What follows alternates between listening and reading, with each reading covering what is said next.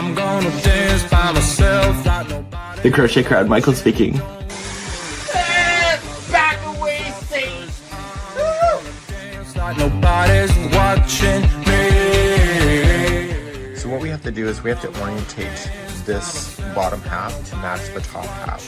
Don't really care if my rhythm's off, 'cause I'm gonna.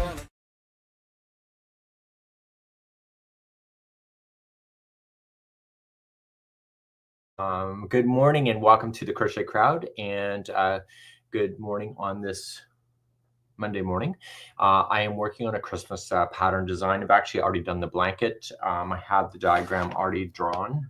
So what I need to do is put it into computer format today, and then I need to actually write the instruction and get it out to the Journey members on YouTube to be able to test the design. So we're going to be going through that, and yeah, so I'm here around. I can see your comments, and I'm just going to be designing behind the scenes. So I've already done the design, I should say, but I'm just working through. So we've actually had some questions over the last 2 days about the crochet diagrams. These are hand drawn by me. So people want a program that will do that. I think eventually the way AI is going, that it'll eventually be done that way. So we're going to create a new design. My concept for the design was to keep it simple. It took me 2 nights to make the blanket. And so I used Holly Jolly. It was a Karen anniversary cake. I only used 1 ball for that because that's all I want, but 2 balls would probably be a decent size throw. I didn't want anything too big. So I'm doing great, and we are going to continue along. If you want to chit chat with me, you can. And I'm just going to grab some stuff to be able to start my design. So most of you know I have my own template that I use, and we'll work through that and get this started. So when we're doing crochet diagrams, the first color is always black. And so we're going to zoom in and do that. So I already have my access point for the center of the square, and we're going to be doing that today. Yeah, so we're just going to get myself started, and I need to do my first round. I was going to copy this other one that's here, but it's got chain 3 on the sides, and I only need a chain 2, so therefore the spacing is wrecked.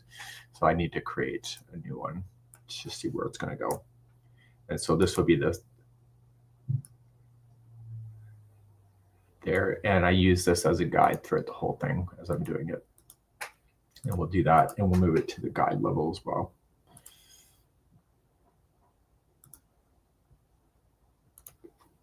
Range, send to the current layer.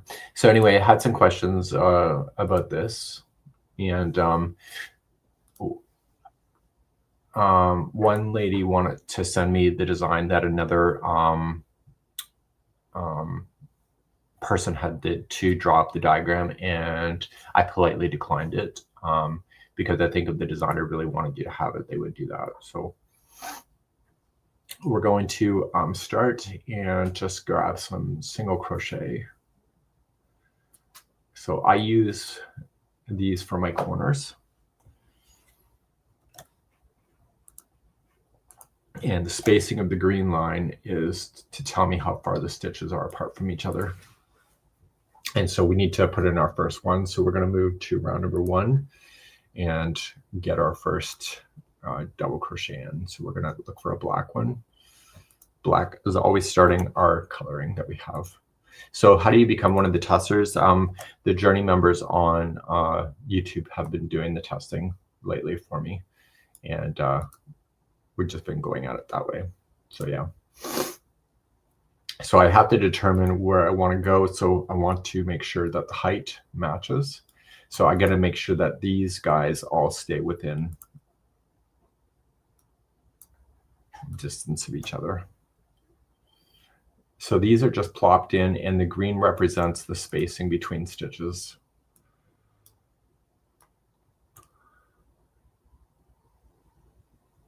So I know that because it's round number 1, I know that the spacing is a little bit weird here. So I'm going to sink this down. It doesn't matter so much the height.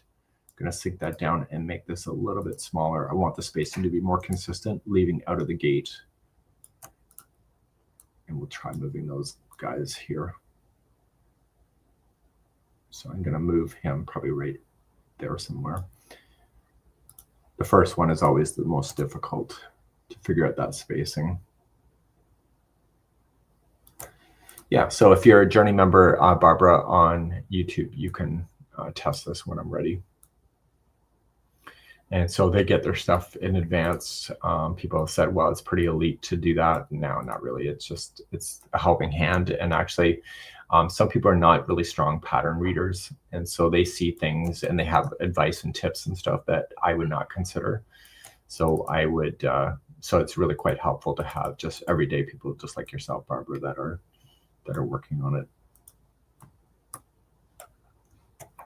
So we do have a team if it's something that's highly confidential, that I've been working with the designer or with the YouTube Journey members for that. So with this designing, we don't concentrate on the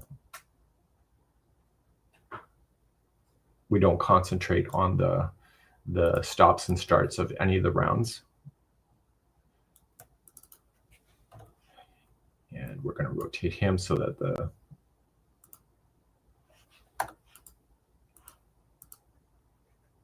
slip knot is just slightly over. And now we can get rid of him out, and we can get rid of these guys out. And so what I'm going to do, this is what I do for myself, is that I'm going to put a number. Let me just get some information here. I use the consumers, or you do not see this information in the end. But what I do is I need to count the stitches so I get the right amount of the lean to the stitch, right? So happy Monday to you, Jackie. And M has been crocheting for 55 years. I think I'm almost 40 years. I'm pretty close to 40 years myself. So we're going to say this is 3 stitches. I'm not going to bother to label the rounds yet. It's too soon to do that. And we're going to make this wrap around. Okay. So everything is about a rotation. And so this key right here is the center of that. So we're just going to move it to the center of the box, and 360 degrees divided by 4 sides gives me that. Okay, so the next round that we're going to have is going to have 5 stitches, and I know that because I've already designed this. I just got to draw it out. 5. And the next round we're going to go is round number 2. And it's blue.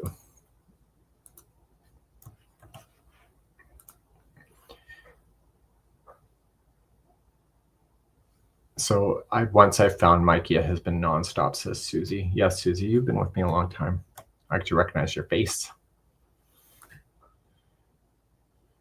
Okay, so I just trying to find the height. That is my thing. And then I'm going to move this guy up so I can see where the corners are. One of my biggest mistakes is trying to fill in the spaces of the corners, but it doesn't work that way. That's something I did learn.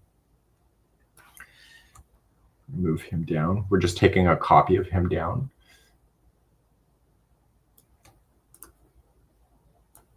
And the green represents the distance of the stitches. So if the distance is always the same, it makes these things a lot easier. So I'm going to move him out.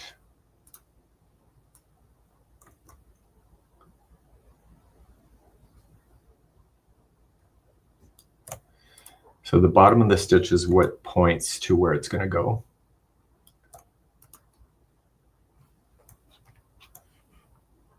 And we have Shannon all the way from Ontario today, my stomping ground. We're going to get rid of this guy out. Okay, so we don't know the distance. So what we need to do is figure out this distance, and there's 5 stitches. So we're going to make a repeat going on. Blend options. It's going to be a specific step. So there's 5, so there's already 3. So there's going to be 3 steps in between the 5. And then option command B will then give me the distance that I need that's equal to each other. And so what I want to do is just match. So in the future, when I do that, as this thing gets bigger, it'll automatically line up. It's just because it's the beginning of it. So there's 5 stitches here. So these are pretty close, pointing to where they should. So I'm not going to bother with that too hard. I'm going to leave it right where it is. And we're going to move this all to layer number 2. If I ever have to make a mistake and I can get rid of a layer, that's why we do that. So we have north of, oh, Kathy's north of Montreal today. Kathy, you're in Montreal.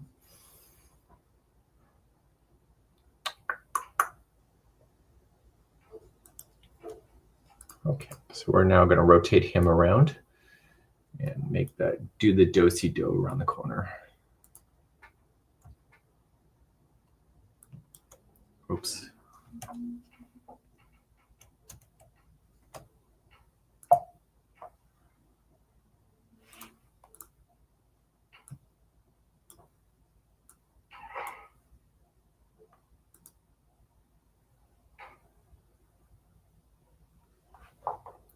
And Wendy is up this morning. Wendy's my assistant all the way from California. She's up this morning. Wendy, I'm doing that Christmas blanket that I showed cased on my profile this morning.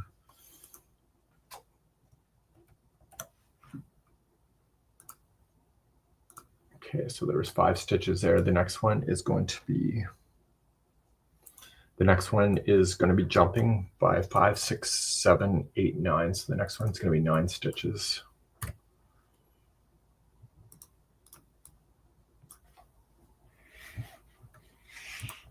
And the next one is going to be, so I'm going to, it's going to be that. Okay, so I need a combination of stitches. They need to be black. We're going to be using that and that.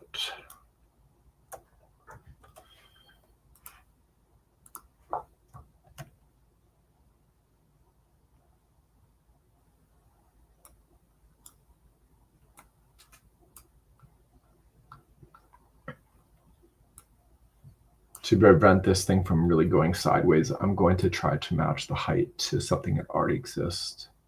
So just do it a little bit smaller.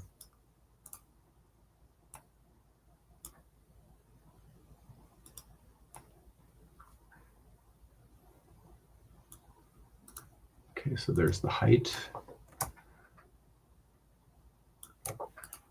And it's going to be black.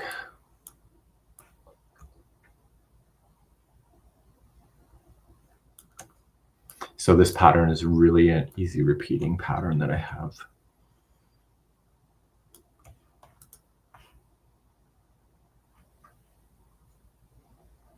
What yarn did I use? I used Holly Jolly yarn. Karen Anniversary Cakes. 1 ball is what I did my sample with, but 2 balls is probably the best for a real throw size Wendy. Okay, so there's 9 stitches, so that means that there's 7 between the points. Change the blend option to 7 instead of 3. And then Command Alt Option B gives me the stitch counts.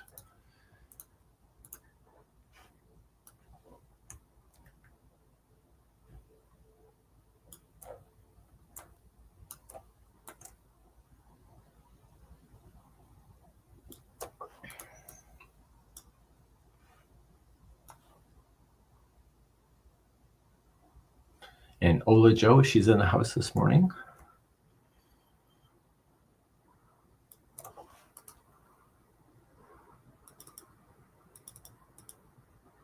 Just gonna bend these guys over.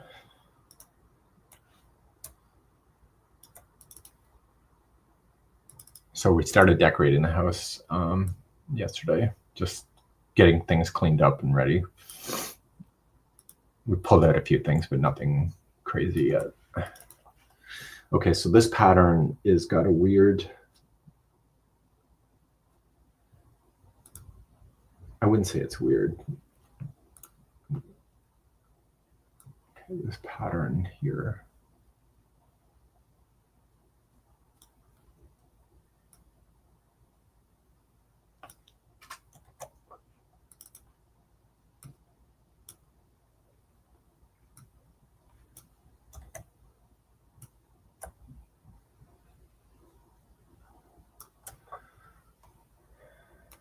Okay, this is a front post treble. Just going to make these guys a little bit longer.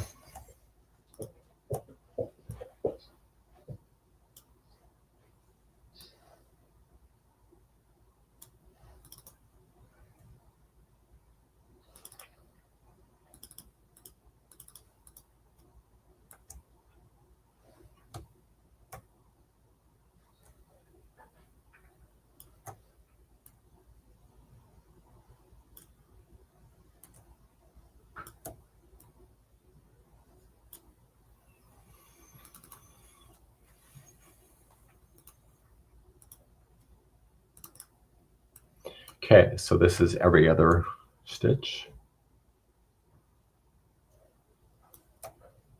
And these guys are in between.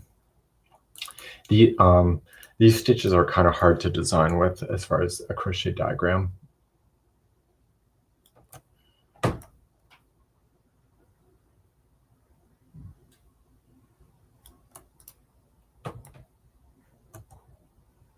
Okay, so there's that one. So 9 stitches, and then we're going to get rid of this guy out. This guy is out. And move these to layer 3.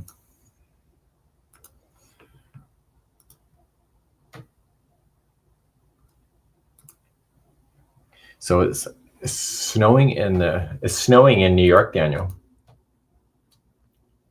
Daniel. What? It's snowing in New York. Oh, is it? We might get a little snow tomorrow, Snow tomorrow. Okay. but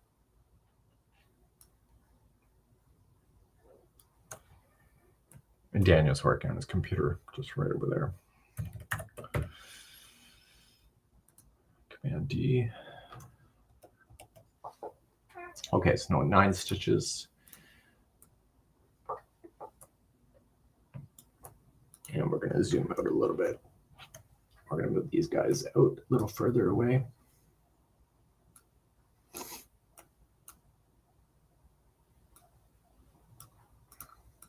Okay, next row, number 4, is a single crochet row. So I have a single crochet row every other row. And what color was it? It was blue. So with the Holly Jolly yarn, because it's changing color on its own, the single crochets helps it prevent from pooling. So it changes up the stitch work a bit. And we'll take these guys over.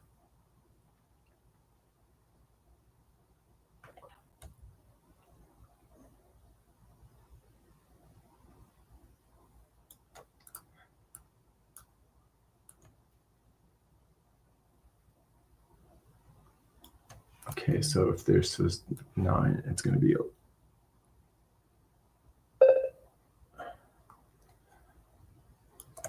11. So this is where we're going to start, I think, bending stitches. So let's see where the tops are.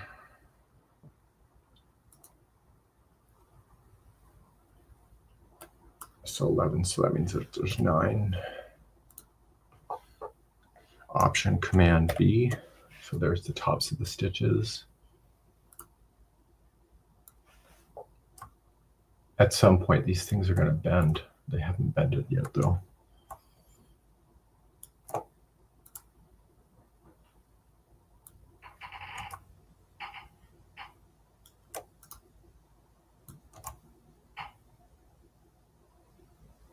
Okay, so I have 1, 2, 3, 4, 5, 6, 7. So we got 7.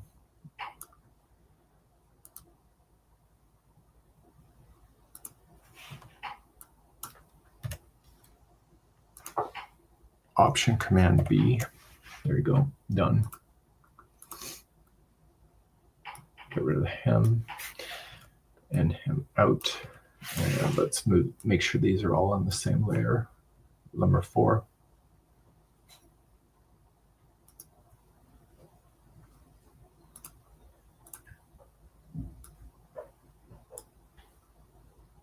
And we'll rotate. Will it show bending on the diagram? It will. If the stitches don't line up, it will show the bending. That's because I'll program it to do it. 360 divided by 4 sides.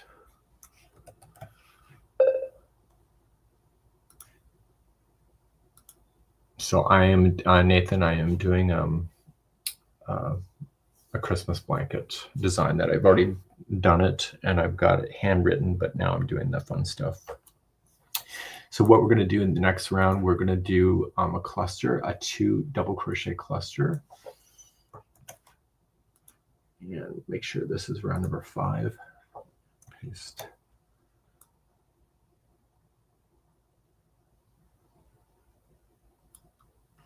I'm okay with the height of that.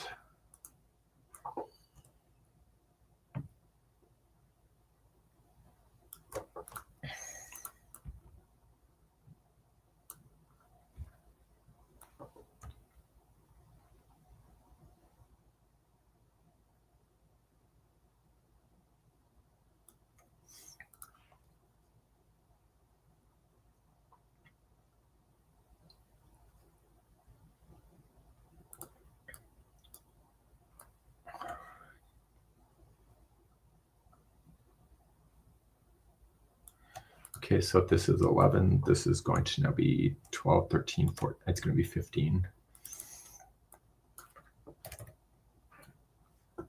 That's the number of stitches in the sides. So you won't be seeing that, just for my design purposes.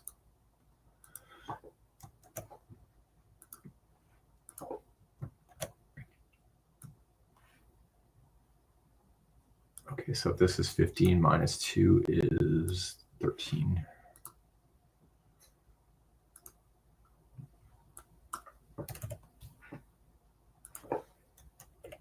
There's the tops of the stitches. First 2 are double crochets going out.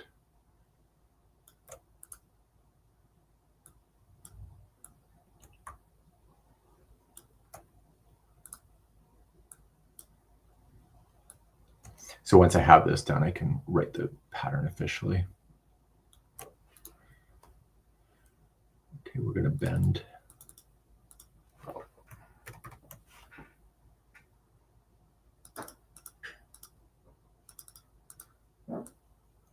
The one part of this blanket I really, really like, I did a double crochet over top of a chain 2 space, and it hides some of the yarn underneath it, and it makes these really kind of spiky,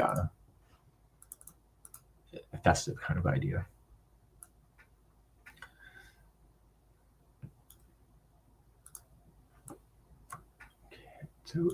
Okay, so now see how the top does not align to that? So that's when we're going to start bending. So we're going to just tilt him a little bit so that the tops and the bottoms match. And then we just got to get in there and just straighten him up.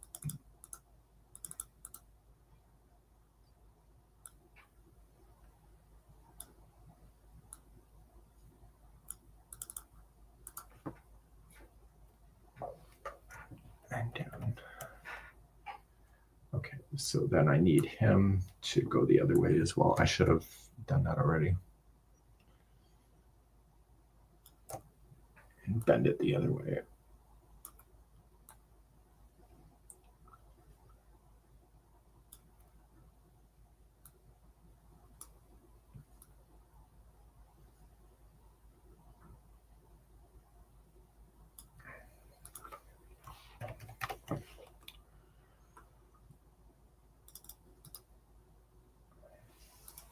So I crocheted this blanket in 2 nights. It was pretty fast. So I know people like to crochet for Christmas, and so they don't got a lot of time.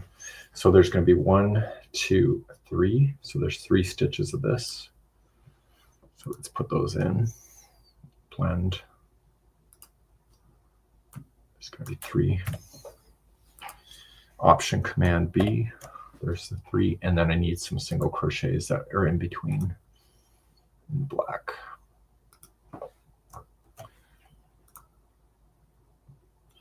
So I developed my own scale size so everything matches each other. I did that many years ago. I've been using the same template for years. I could have done the blend tool for this, but there's not very many of them.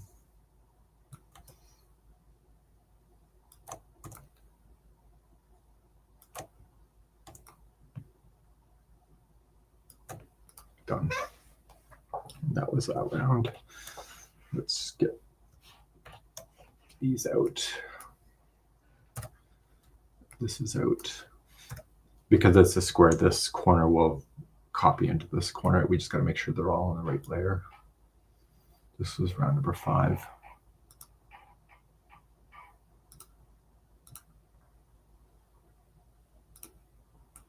Let's do this do-si-do circle. So Shannon, have a super day, and thanks very much for checking in this morning.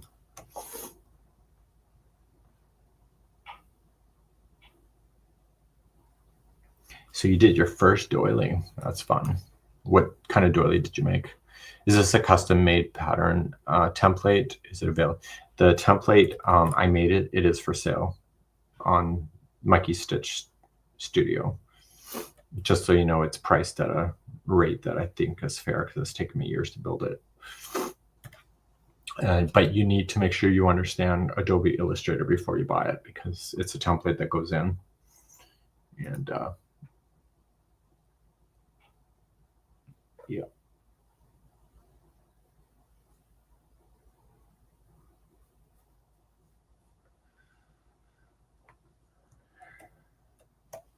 Okay, so we got that in.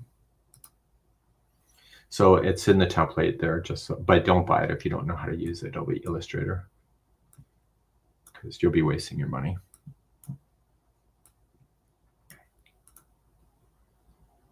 Okay, so we got round number 6 is next. It's going to be blue. It's a double, so it's a single crochet around every other round.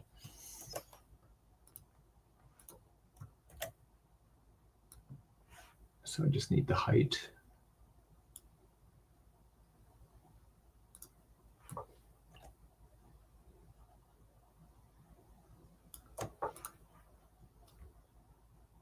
And we need some blue.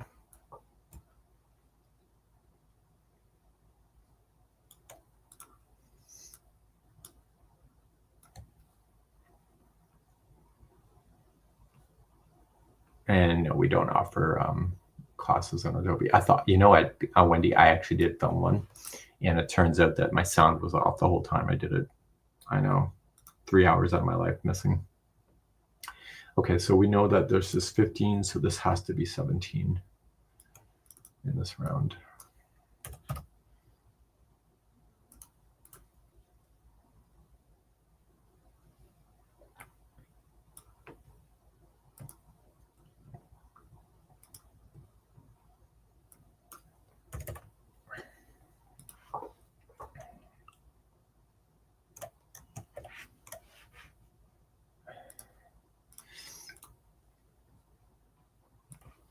And the truth is, Wendy, I wasn't sure how many people would want to learn how to make these.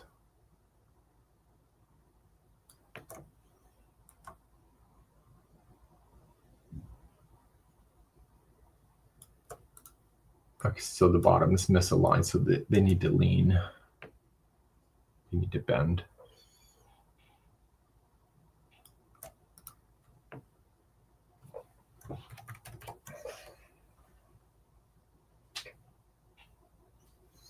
You need to get better, like with reading. Wendy, I thought you know how to read this stuff.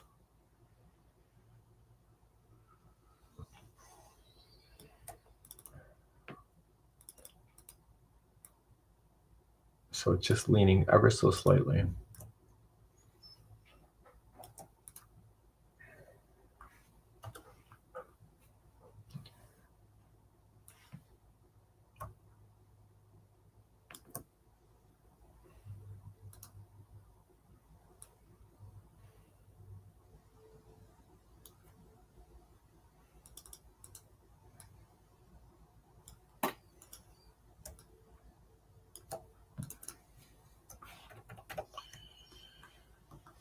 Okay, so we got 1, 2, 3, 4, 5, 6, 7, 8, 9, 10, 11, 12, 13. 13 steps.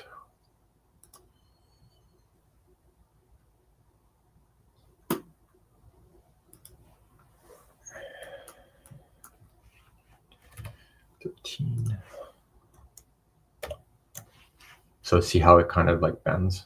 So this is what another program that can do stuff like this will not do. Like this is customized at this point. Okay, this is round number,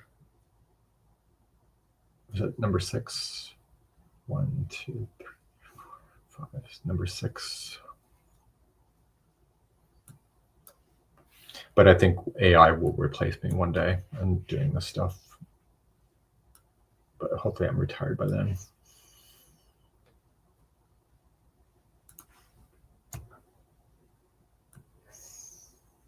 This is what people are demanding. They're demanding a program that will take a written pattern and will automatically make these, which I think will happen one day.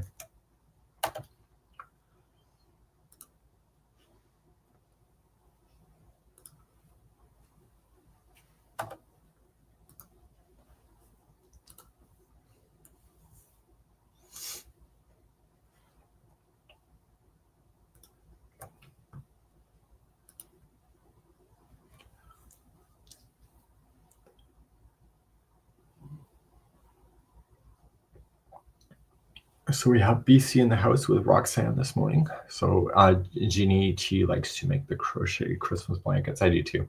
And then I put them away with my Christmas decorations, and then I'll pull them out again next year. And then I'll forget that I actually made it. And then when I pull it out, I'm like, oh my God, I made that.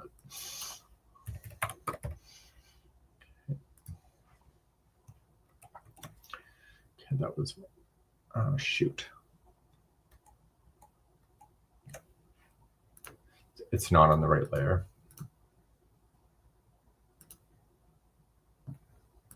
If I ever make a mistake and I have to take out a layer, it's better to do it now. This is on round number 6. It's easier just to do the one side and then make sure it's all in the right layer before copying it around in the circle, because then you got to pick them all out afterward, and that's not a good time. So we have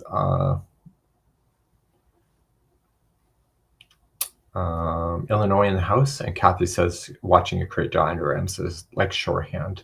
They were offering shorthand when I was in school, but I never took it. Do they even still use it today? I don't even know.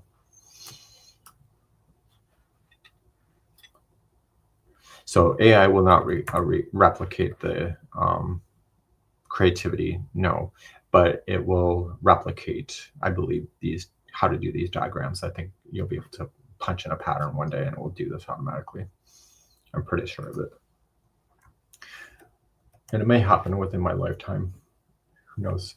But it's such a niche hobby, so it's hard to know. Okay, so the next round is going to be double crochet only. So we're going to 17, 18, 19, 20, 21. So what makes these diagrams, what makes this stuff work is the odd number.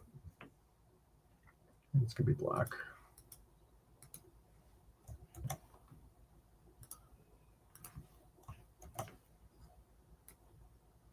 I'm just looking for the height.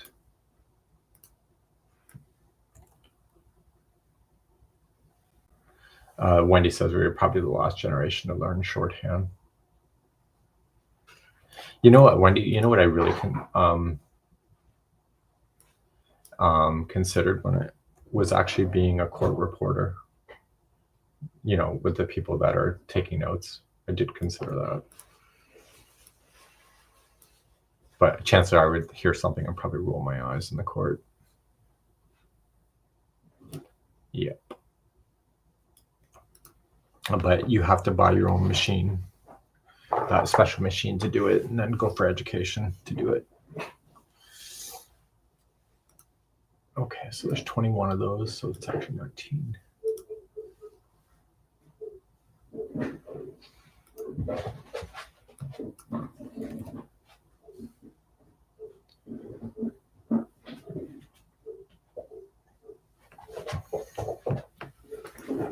But you got to go outside and go see. Go see. Go see. What's she like? Go. Here, this way. Go see. Go see Puppy Dog. What's she barking at? Okay.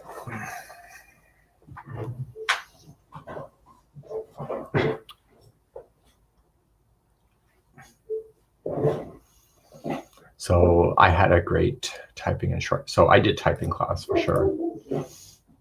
Do they even teach typing class these days? I don't know. I was good at it.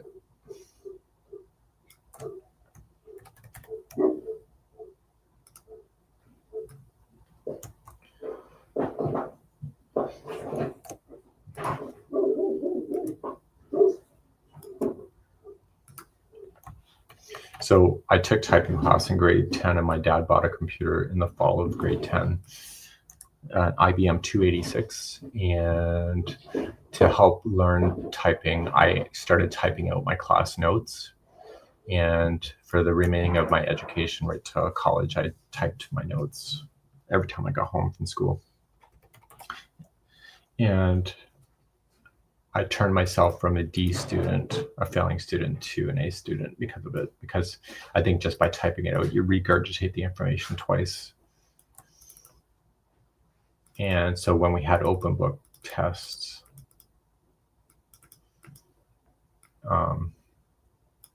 my notes were immaculate and easy to read and easy to find. Lauren's checking in all the way from the cruise today.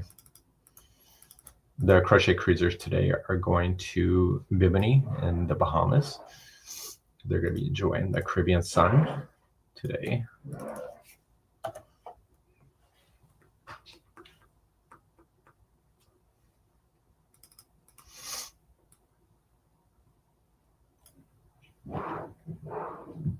So, Lauren, how's the internet connection?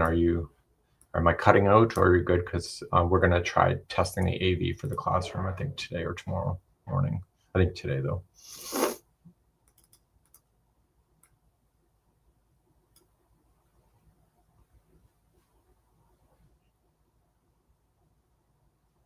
So while Dusty, where are you sitting? Or where it's snowing? So Lauren, you're missing the snow up here, apparently. It's going to snow here in Nova Scotia tomorrow, though, where I live. It's already snowed in Nova Scotia, but not where I live. Just northern Kentucky. Holy cow. You're more south than I am.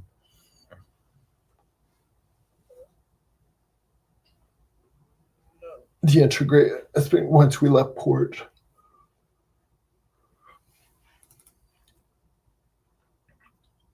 So Lauren, did you have your breakfast? Who are you sitting with? 1,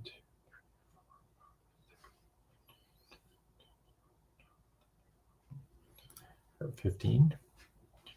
So close to Cincinnati. Oh, you're close to Cincinnati. In WKRP in Cincinnati. Oh, and Melissa's missing the snow in Ohio.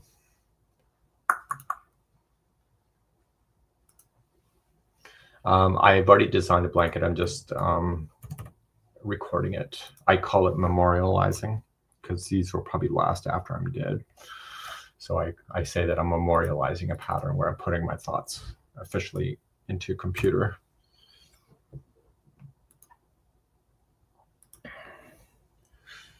So I've just been taking it easy at home. Okay, this is round number 7.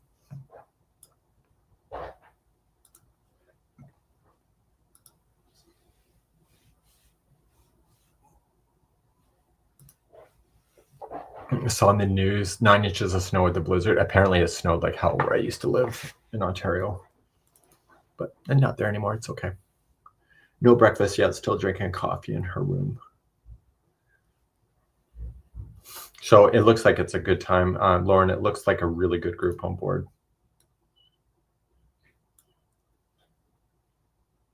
So the crochet cruises are currently in motion right now. I'm usually the host, but I got medically unable to travel last Wednesday. So I am here at home enjoying the cruise from a distance, even though it's my cruise. Karen was already scheduled to go, so she's taking over my role. And they all got their yarn last night, and we were dealing with the ship and the transport an hour before you left yesterday, Lauren. We were flipping out. So, but that was all happening behind the scenes. Yeah.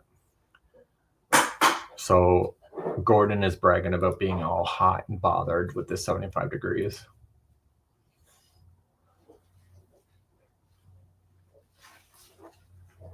So what I did do, Angel was talking, I actually burned one of these on wood, and I made a hat template where you can slip in the template inside the hat, but it didn't look good on the sample.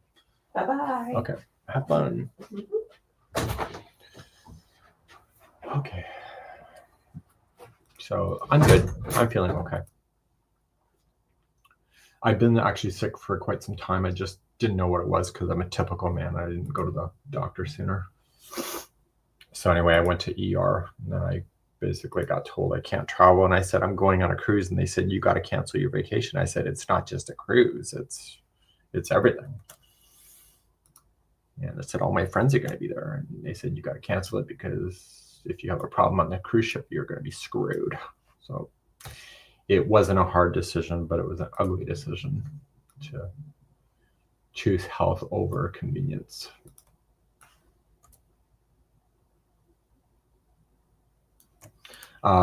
What changed my mind to go to the ER was actually Daniel was talking to me, and one of our guests actually had a gallbladder attack on board, and there's nothing they could do. They dropped her off in Alaska at one of the ports, and then she was ambulanced back to the ship and sent back on the cruise ship, and they did not give her enough medication to get home. They only gave her 2 days worth of medication, but she had 4 days left on her trip.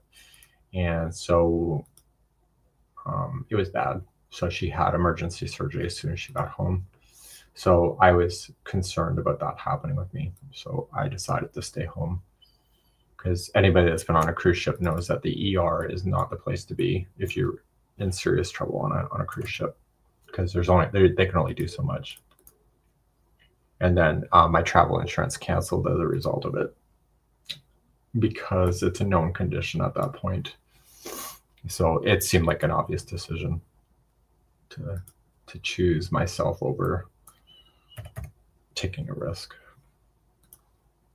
Because God forbid you ever have to be airlifted off a cruise ship. Yeah. So DIY, Charlie likes the changing of the seasons. I do too. It always feels weird when you go to the Caribbean and it's like Christmas. And you're sweating looking at a Christmas tree.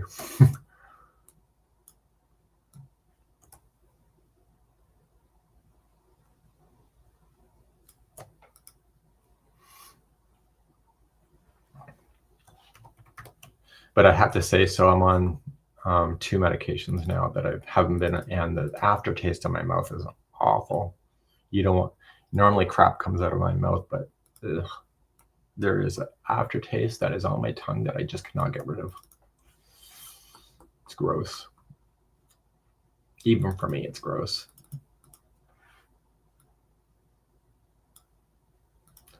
But my stomach cramps have gone. So one half dozen another. I don't know what that saying is. Anyway, so do some Christmas decorations. I'm going to probably do more of that later. Autumn thinks it's summer. At least we're getting rain, at least later this week. We've had a lot of rain finally. I know that you like it wet, Gordon. Yeah. So Lisa just had, Lisa, you just had it? You're still healing. What's that mean? Because I think I'm going to be out of commission after, from what everybody's telling me, these horror stories. 6 of one, half a dozen of, yeah, that's right. Thank God Wendy's here. She's the brains of the operation. I'm just the dummy behind the camera. So 21, so there's 19. So until I started doing diagrams, I was never good at math and calculating stuff in my head. And so it's actually improved my math skills. I know it's hard to believe. I used to cry in math class. It was horrible. And I still don't understand fractions. Don't even get me started on fractions. Fractions can go F itself. I understand like 3/4 of a pie or whatever, but as soon as you're adding fractions together, I am done. And somebody on here is going to say, oh, that's so easy. I'm like, yeah, whatever. Yeah. So anyway, I'm going to be good. When I was at the hospital, there's a lot more sicker people than I am. That's for sure. So I'm not in as rough shape as other people are. So if I become emergent, then I'm at least home. I can deal with that.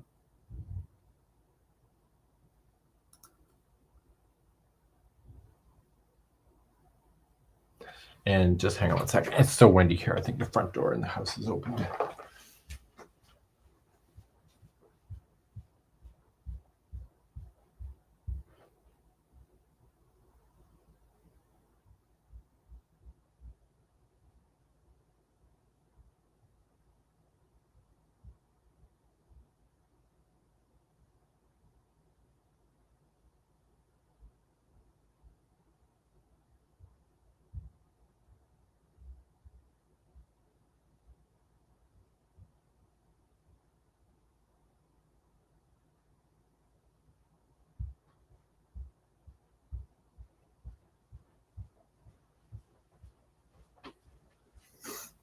Okay, problem solved.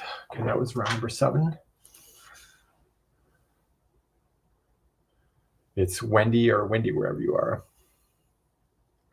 So you had acute pancreatitis, which is the main problem.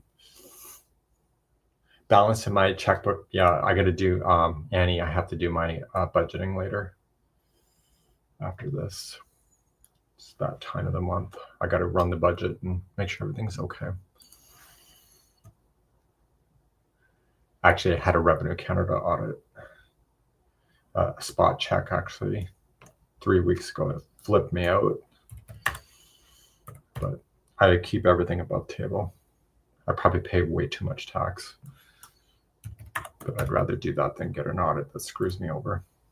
I had an audit in my 20s and I had to go bankrupt because of it, because I was given some crappy advice to put everything through the business, like everything, and I did, and then I got caught.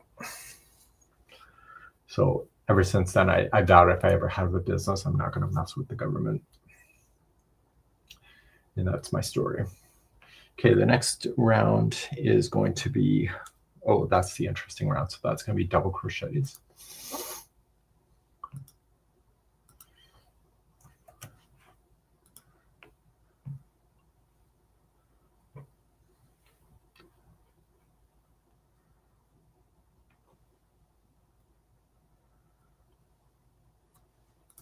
Okay, that layer number 8. Okay, now this is the fun layer. This is the layer that really makes it fun. Okay, we're going to move that out further. We're almost done our repeat for the whole blanket, and then it just speeds across. So I wanted to do a peekaboo look and to go over top of the stitches. And so this round is the starting of that concept.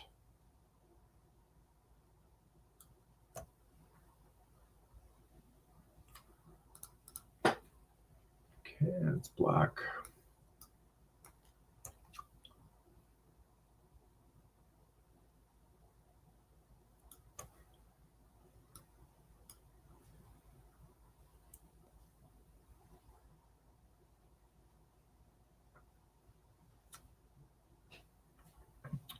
So Deborah is getting to work. Have a good day today, Deborah. Make today fabulous.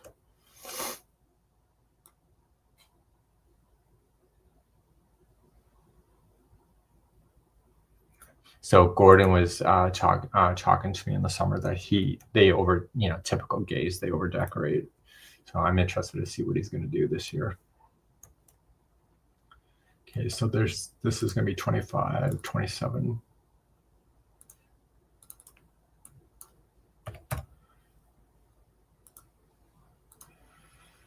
Okay, this round is unique. There is double crochet. Oh, you know what? I think I'm going to bend these guys over.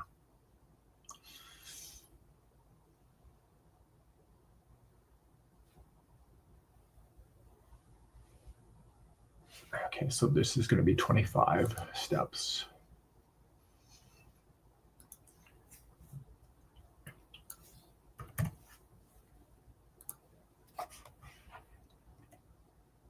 Oops.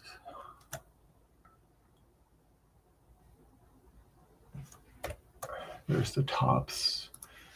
So how am I going to bend these guys over? I am going to, the next layer goes over top of this. So it encases the stitches underneath inside the stitch. So this is here.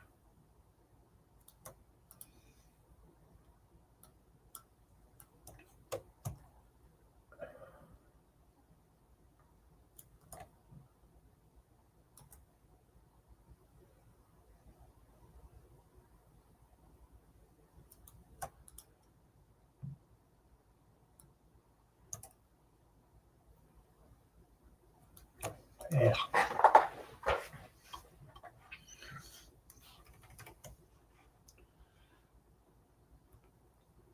We didn't do much for Halloween. Apparently Americans do big Halloweens. That's not a thing up here, I don't believe.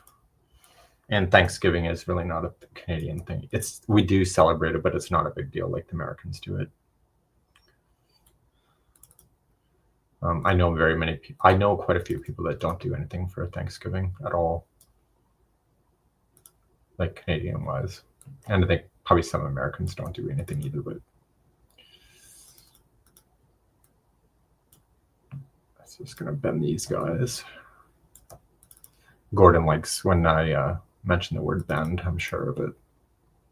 Oh, look at, yeah. I was waiting for his comment.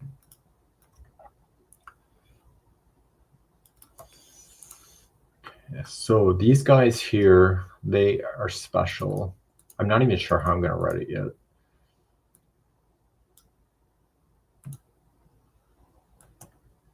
It's the next round that I'm concerned about writing.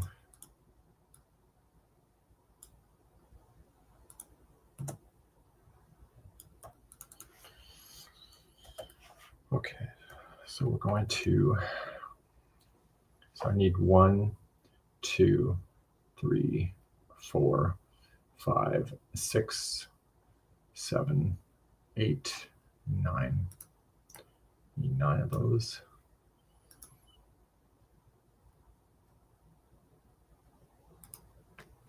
So we got Sandy from Indiana. Apparently it's snowing in the Midwest. 9.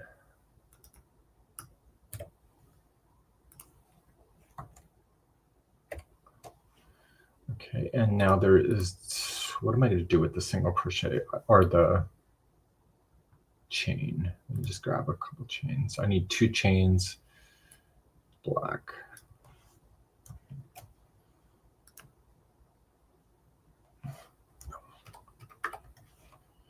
I wonder if I should sink these down.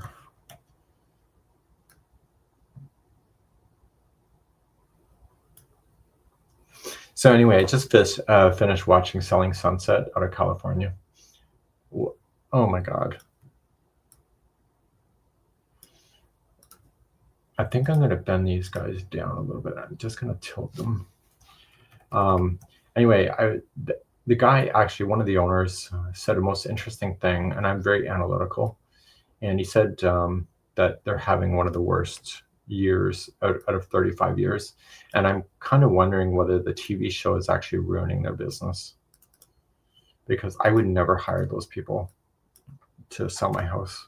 Because if they can't get, like, realtors got to get along with each other. And if they can't even get along with each other in the same business, then I would highly doubt that I would have confidence in them doing that. like to be able to sell my house to the best, for the best. And there's a lot of bragging about how much money they're making.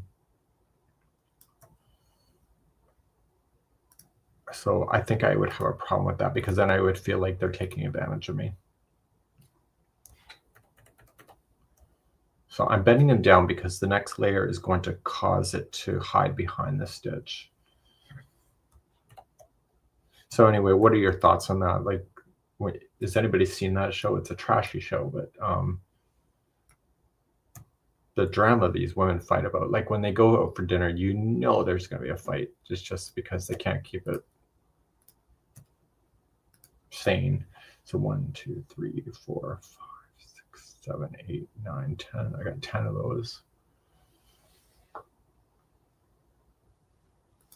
So Wendy would not buy a house. I caught up all through it, all on it through the reunion show. Oh, the reunion show was hell. I don't even know why. I know I watched it because it's drama and I'm not involved. But it was not great. I'm like, I don't understand why these agents have to comment about their boyfriends or their husbands of another agent. Like, just leave them alone and do your job. But Wendy, you know what that means. Oh, somebody's making sense. But anyway, I wouldn't trust them. So anyway, I just wondered. And so then they put these big ass hedges, Wendy, in front of their business because they said it's too distracting with people looking in the windows. So having a feeling that the show is actually not helping them. But I bet there's money in the show, so I bet they're gonna suck that up for the money. Yeah, so I bought Wendy a mug. Wendy's my assistant, if you don't know that. I bought her a mug. Stop making sense. Because she makes a lot of sense.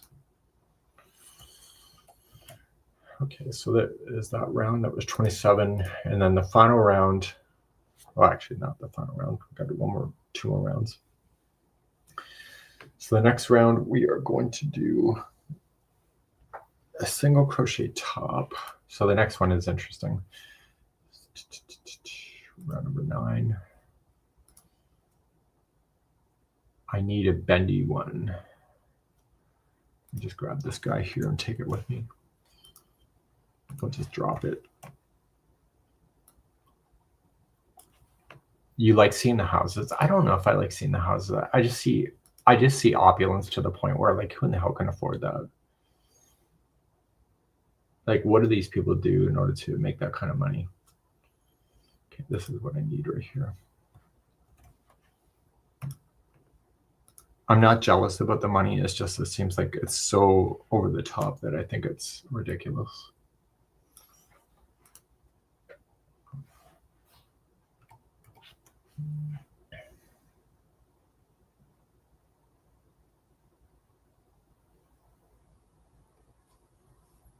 Just stand by for a second.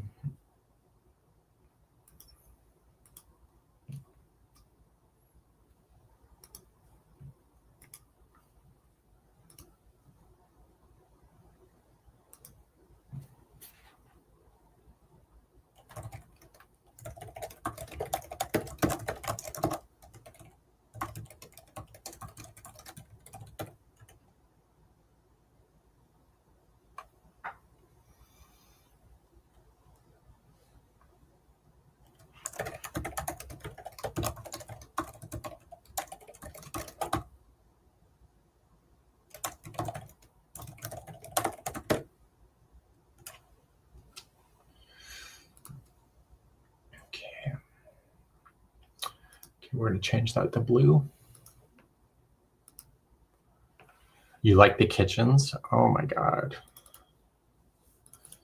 Honey, all I need a kitchen for, and don't judge me, is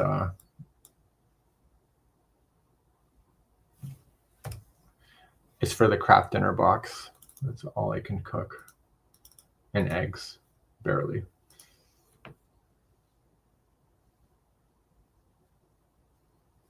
That's kind of interesting. I feel like this bend is the wrong direction, but Let me just check something.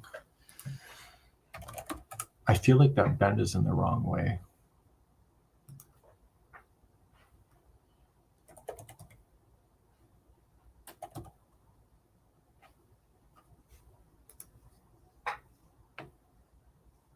Just gotta look at a professional diagram and see what bend direction that is. It is wrong. It's the wrong direction.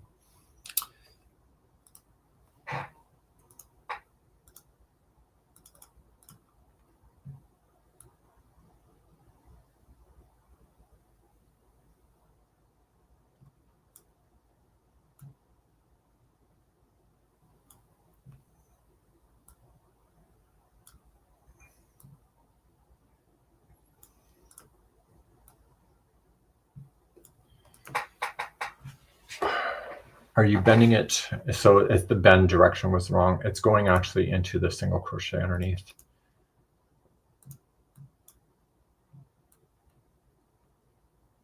It's going right there. But let me just get the heights right first.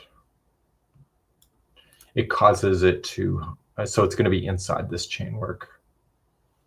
So I have to move the cross over top of this. Let me just get rid of that.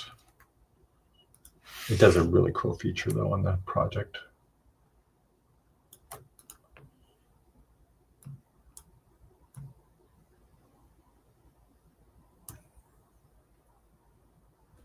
So anyway, I don't know about you, Wendy, because you live in California, but when I see a big house like that, I question the heating bill.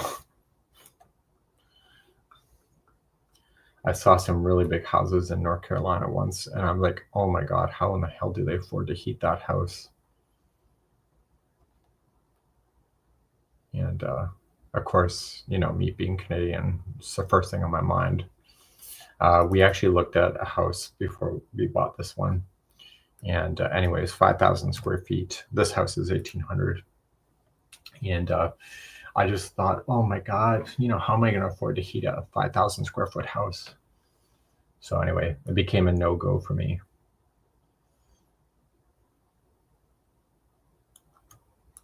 Okay, so this is 27. So this has to be 29. So anyway, because I'm like, this is Adobe Illustrator that's doing this. All the symbols are my own though. I hand draw those. Okay, so we have 29. So I think there's going to be some bending action here. So that means that there's 27.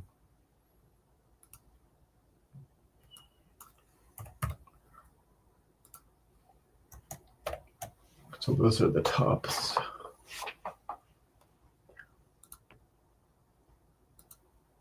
So I'm going to grow this up. Look at that. Son of a gun. That works. You would think I planned that. I'm just going to move it a little higher and realign these better. So you see that the bottom is slightly out, so we're going to fix that.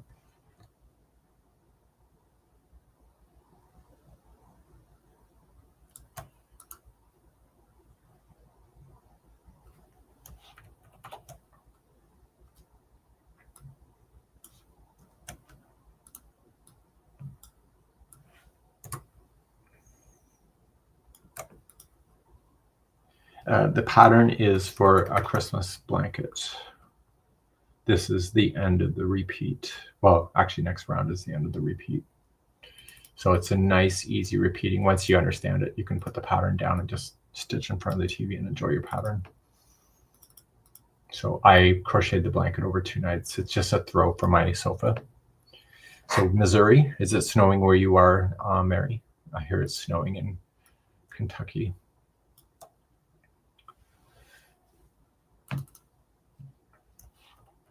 Okay. So the single crochets go into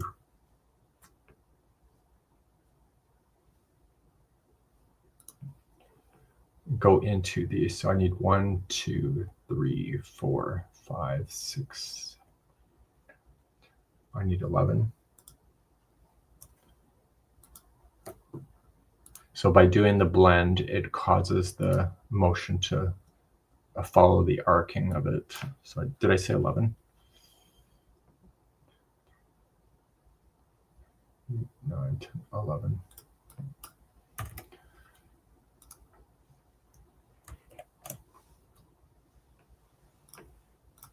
And then I need, we're going to check this guy out. Okay, I knew that was going to happen on this side. So what we're going to do, he doesn't match on the bottom, so we're just going to slightly change the base.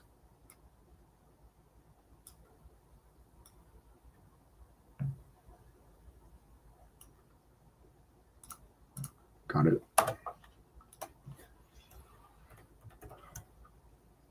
And so I have 1, 2, 3, 4, 5, 6, 7, 8, 9, 10. I got 10 of those.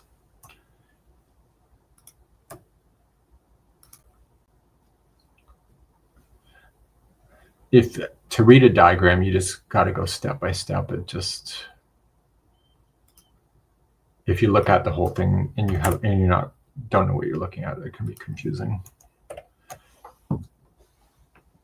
So the bases should all be aligned, and they are.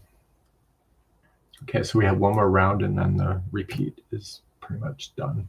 The repeat is actually right here, but I'm going to put the last round for illustration purposes, because the next round is actually the same as round number 5.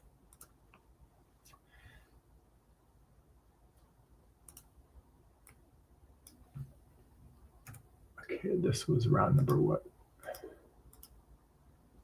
Number 9.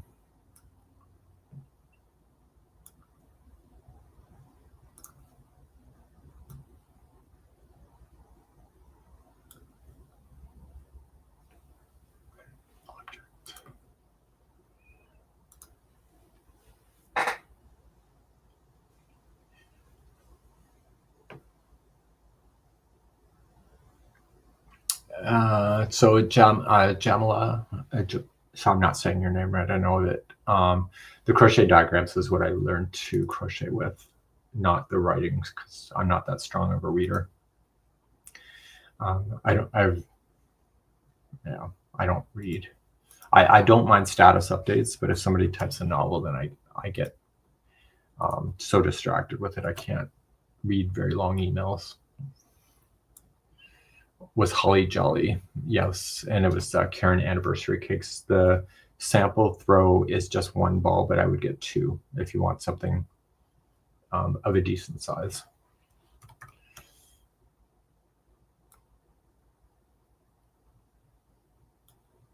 And I chose the color based on my own decor because there's several festive colors in Karen Anniversary Cakes this year.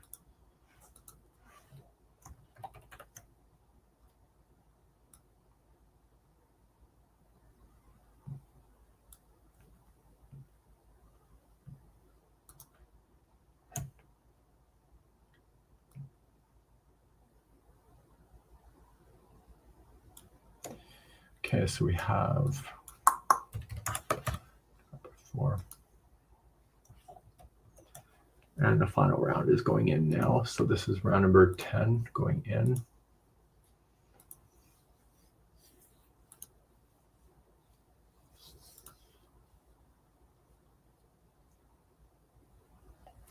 They are happy colors. They remind me of Whoville. So I'm going to call it the Christmas cheer. I was thinking actually something with Whoville. And so I was thinking about the Christmas cheermeister, you know, when he's lying with his book of Who. Yeah. I just watched that movie the other day for the millionth time as I was crocheting. They're Grinch. Okay, this is the last round going in. And then we'll have to type this stuff out.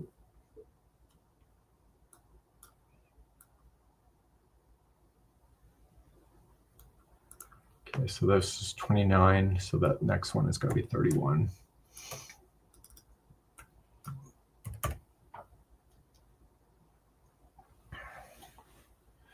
I didn't catch everything you just said. You're designing a blanket for, yes, it was the new festive thing. It was called Holly Jolly is the color, but I considered the gingerbread one.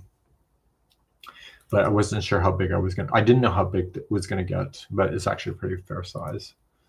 It's fair enough just to throw it on a sofa and enjoy it. I don't plan on using it like as a blanket. I plan on using it as a decor item. Okay, so this is 29.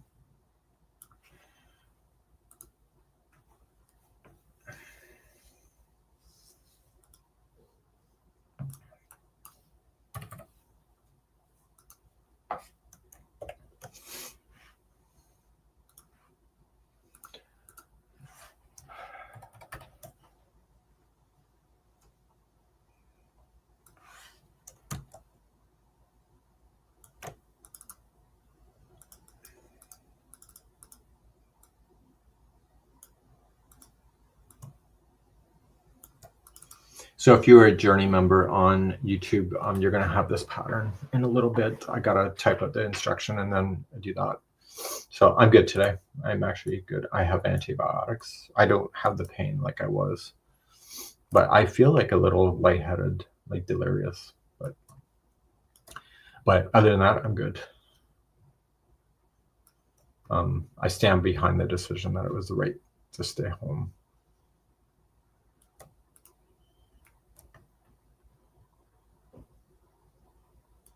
And so one of my messages, so the crochet cruisers on board are getting messages every morning from me and other updates during the day.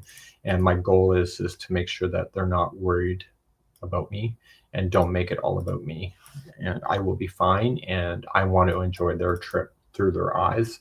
So they're posting lots of photos and stuff on the groups, on the one group so far. And hopefully group 2 will do the same.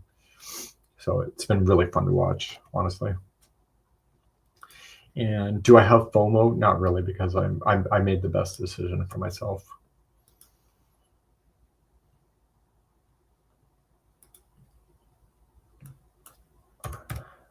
I know some people are kind of disappointed they didn't get to meet me, but there's only so much a person can do. Okay, so that was the final. That was round number 10.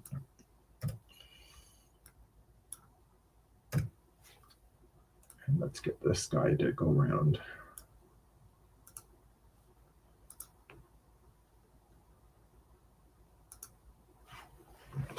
So lots of water. Yeah. Yeah, don't worry about me. I'm good. I'm good.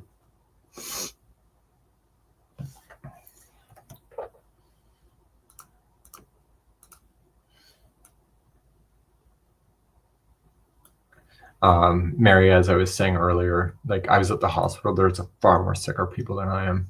Like I'm okay compared to other people. So we're good. And I'm in good hands with my doctors. So for those that are not aware, I stayed home from the crochet cruises because I'm at risk of bursting my gallbladder. So I'm being scheduled for surgery, but I don't know when yet. I'm not emergent, but my situation can change without notice. So we're taking precaution. Okay, so I'm going to hide the guides now. The guides are done. This is the pattern. And now we're going to do the starts and the stops of these rounds. So I'm going to need some of these.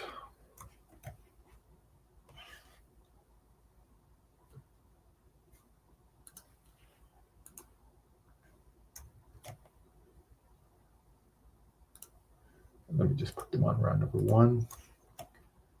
Need some of these. I'm going to need a chain.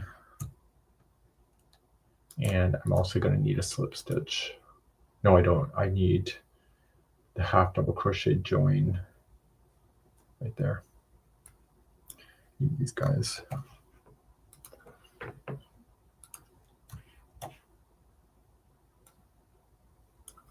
I'm going to need this guy out. And I need this guy out.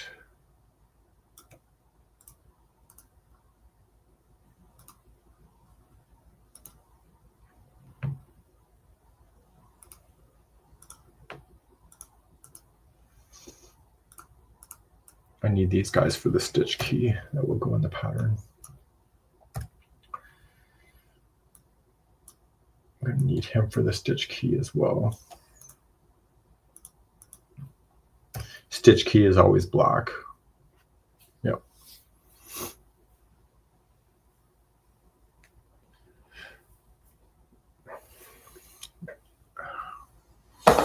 So that water will help the dizziness, that's for sure.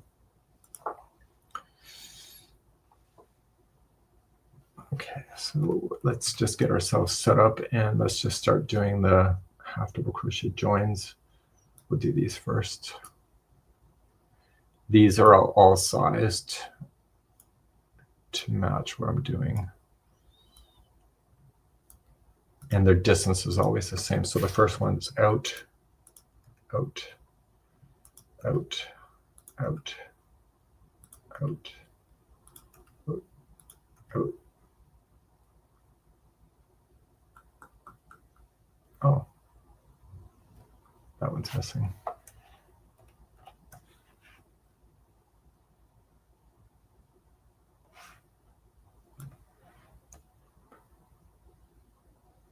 Not sure how that happened.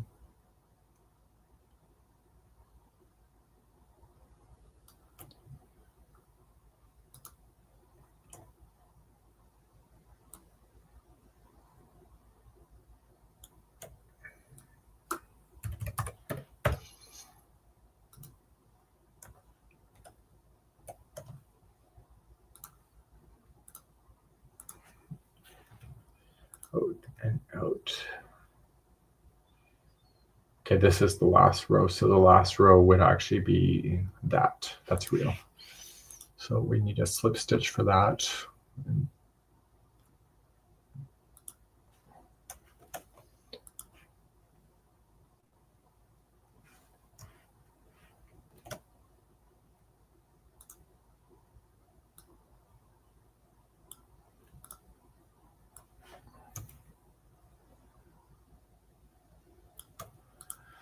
Okay, so let's worry about the, okay, so then these guys have to be blue.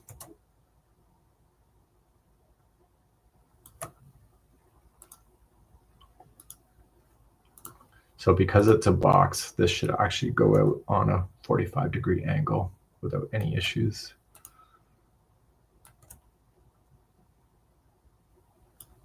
So we do a half double crochet join so that the center of the square, it doesn't rotate the square as much when you do these half double crochets.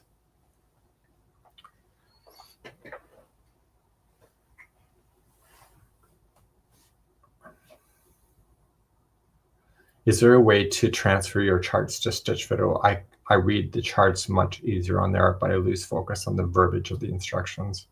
To transfer your charts, why would you transfer it to Stitch Fiddle if I'm doing it here? I find Stitch Fiddle is you'll see a lot of bending in the pattern. See how these are just slightly bended? You probably don't, I don't know if you can see it, but it's bending to match the shape. Squares are the hardest thing to diagram out. It was one of the last lessons I ever had that filled in the gaps, and I actually took an online course with Edie Ekman, and so she filled in the gapping spaces that I had that was causing me problems. Okay, so there's all the half double crochet joins. Okay, this guy is going to be gone. This guy is gone. Gone. Gone.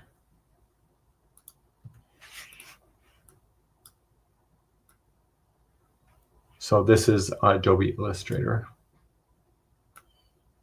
All the diagram symbols are drawn by me, though it's not a template. As far as like you can buy the template from me, but I actually hand drew everything on my own. The crochet is such a niche hobby that not a lot of people need templates like this. Okay, so I'm going to, now you just got to fill in the spots. I'm going to put these together as one.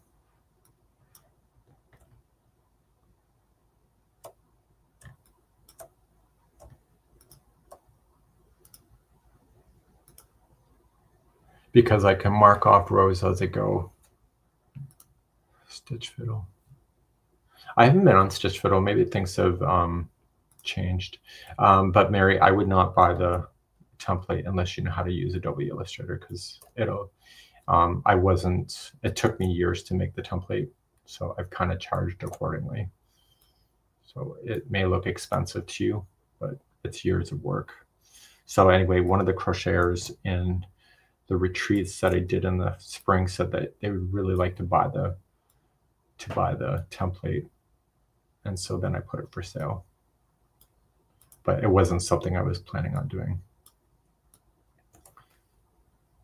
And so when I learned this stuff, I actually wrote myself a manual on how to do diagrams. And people want that too, but I don't offer that.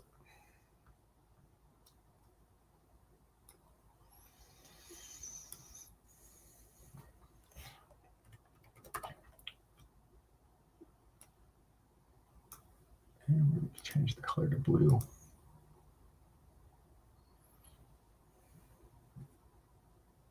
Put it in a PDF, a crochet knit app. Teresa's joining me. Oh my God. Teresa. No, Teresa is the partner of my former boss. Oh my God, she is fabulous too. And she's got a really contagious laugh. She's a lot of fun.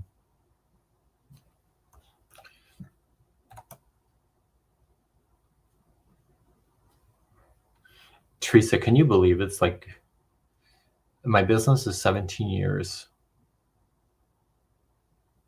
It's probably 16, 17 years since I last saw you. Actually, no, I had to go to your house for a reason, but you weren't home. Oh no, I stopped by your house unexpectedly and you weren't home. Your kid was home.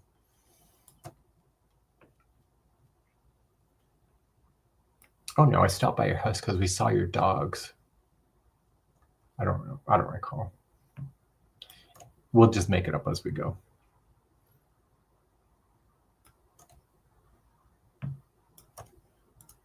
And here I am as a dog owner, Teresa. Oh my God, just kill me. But they're going to burn a deep hole in my heart at the end.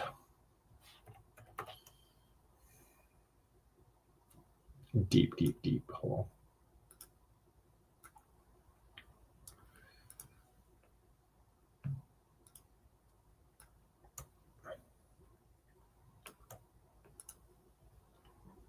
I'm just pulling stuff out of the diagram that I know I'm going to need.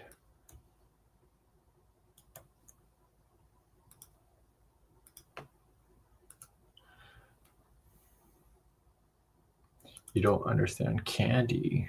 Well, there. The funny farm. Well, that's one word for it, Teresa. Teresa has the patience of a saint. That's all I'm just going to say. She knows what I'm talking about too. So I always, we never called my boss by his first name. We always called him by his last name. So there's certain people that I have in my life that I never refer to them as their first name. It's always their last name.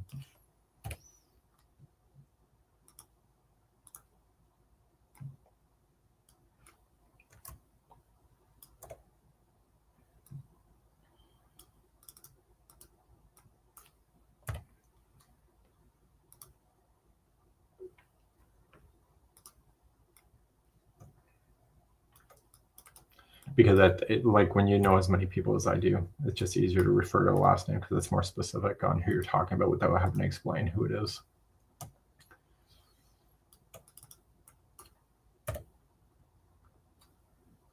So my CC person that I have that does all of our closed captioning, I know her as Suitor. I know her by her last name when I refer to her. I don't know if she knows that, but I do. So 2 women on the cruise ship were organizing the packages. So Nolan, which is her last name of Kathy's last name. So Nolan and Suitor were taking care of that. But then there's other people that I only know one person by the name, so I just refer to their first name.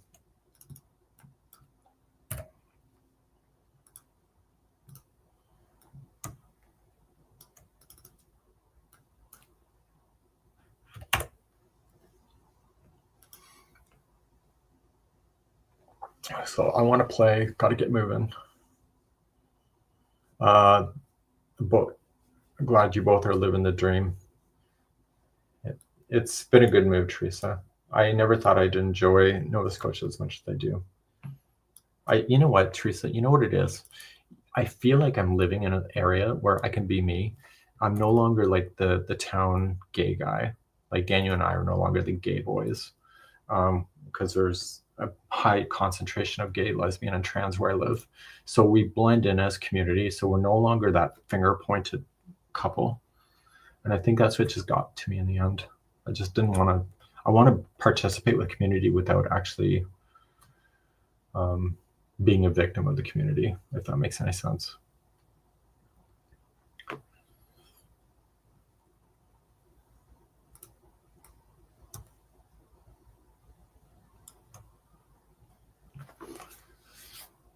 So I think that was the key importance of moving in the end for me.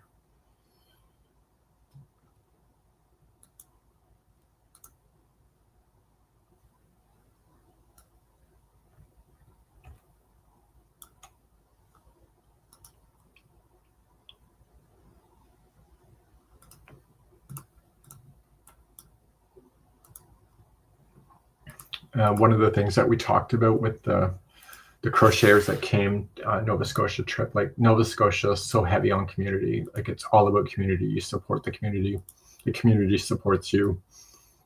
And that's the biggest takeaway from Nova Scotia, in my point of view.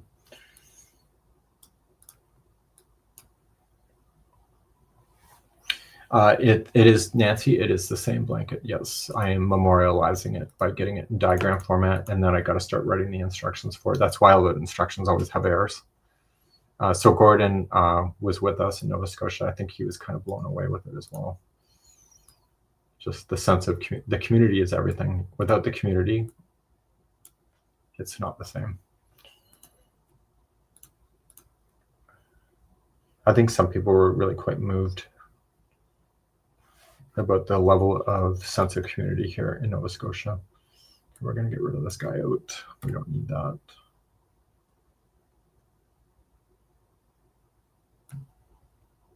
I'm going to move him up.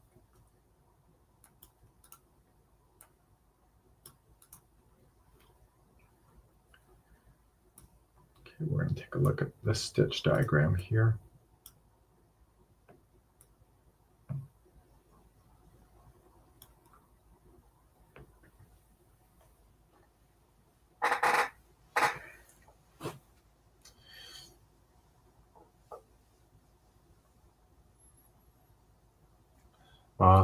Teresa, we did have some laughs at somebody's expense. She's got an award-winning husband. The nice thing about her husband, though, he was my boss, but you could literally joke with him, but he was just as good going the other way as well. And you know what? As much as I'm special, he didn't make me feel like an outcast. So I will give him a lot of credit with that.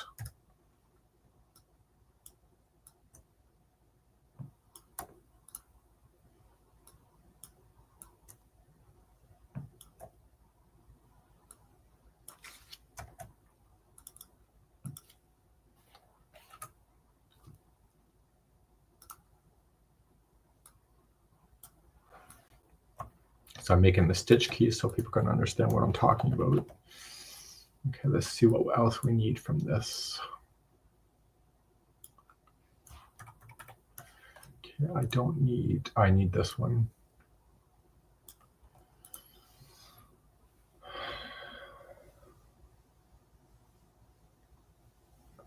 What is that called? It's like a mosaic. No, it's not. I gotta find an explanation for that stitch. It goes up over top of an existing stitch. It buries the stitch underneath.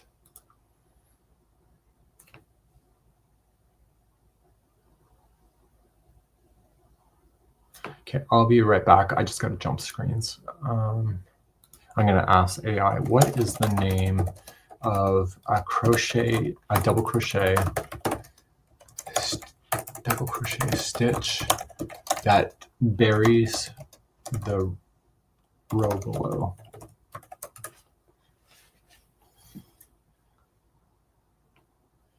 Spiked stitch. It's a double crochet being worked into a stitch row. Long double crochet 2 rows below. Okay, it can be either that.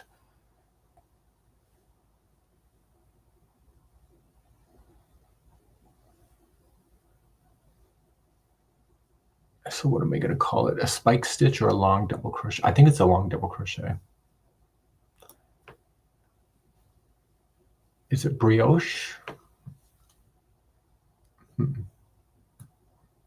think it's a long double crochet.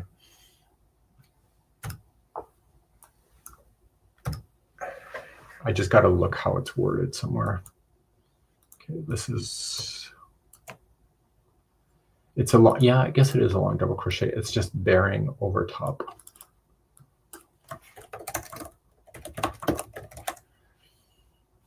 I'm just going to explain into stitch 2 rows below.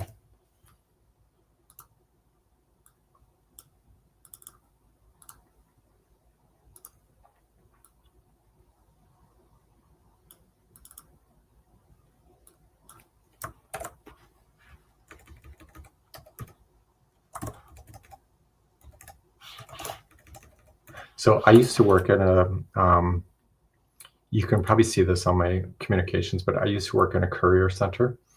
And anyway, we would have to communicate with the driver in a very short span of words. And so I still, after 20 some odd years, still type the same way. This is double crochet front post. No, this is treble crochet front post. It's got 2 lines, treble crochet front post.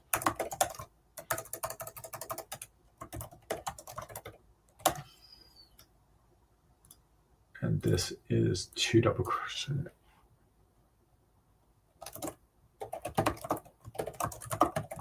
Stitch. So a video, yes, I have videos that do it. I just gotta think where I've used it, where I buried it. I don't know if encasing the stitch is the right word.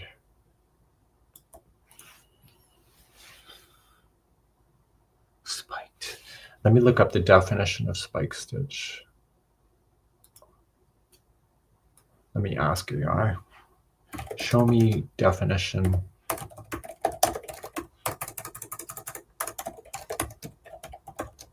I'm just going to look up spike stitch because maybe it's better. Elongation results as a longer stitch and creates a spike of yarn that extends vertically, intervening rows, adding texture. I think that's a spike stitch. It is.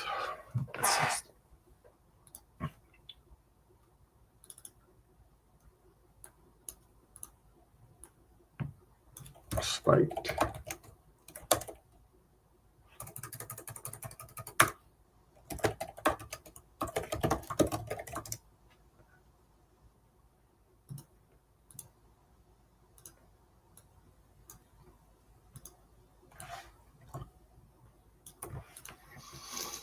Okay, done. Okay, so we got that done. So we're gonna take a copy of it.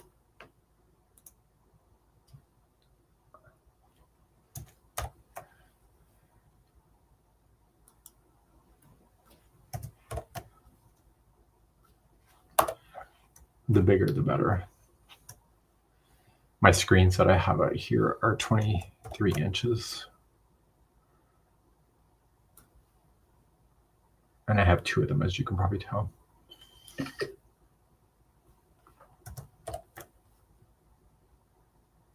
So I'm taking a copy of that so I can put it into a pattern.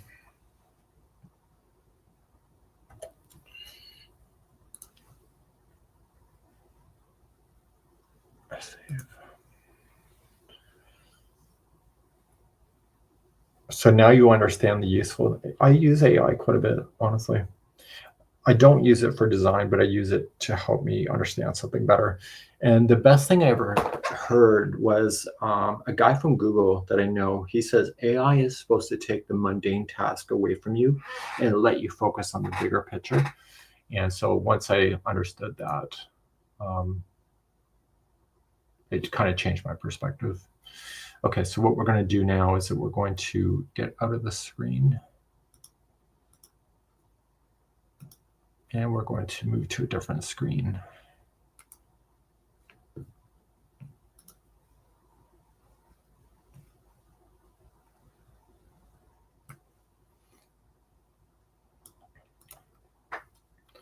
So what I do is when people find mistakes in my pattern, what I do is I take the last pattern that I did, and then I just take out the content and I replace it with new stuff. So the baby cardigan was the last one I just did. So we're going to be taking that out.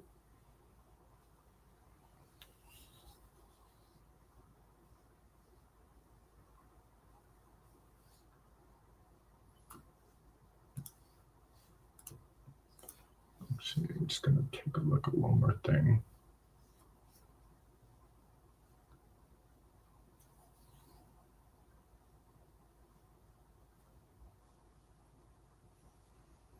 Actually, no, it was the Easy Does cotton.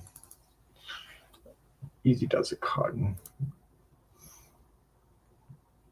Okay, so we're now going to continue now to write this actually officially. And I will share a screen with you. You can see how we write this stuff if you're interested. If not, that's okay too. Here we go. So I'm going to have to get the sample, and so we take the last pattern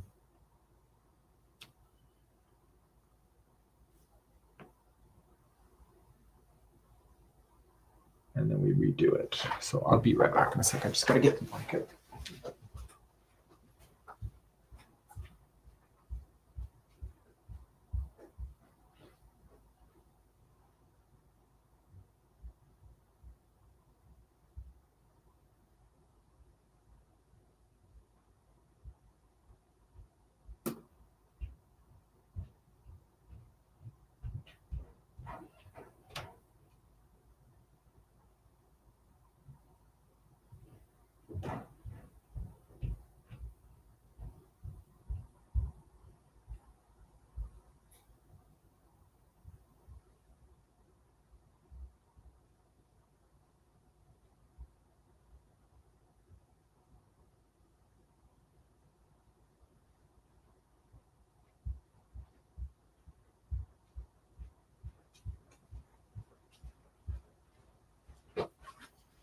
Okay, so I got the blanket here if you're interested in seeing it.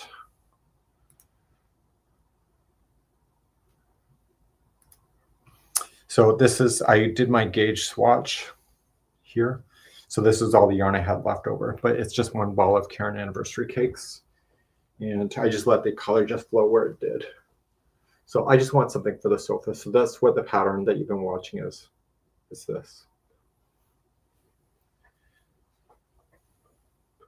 So it's got a bit of texture to it. The spike stitch is the green that you see there. Right. Okay, so we're going to write this pattern out.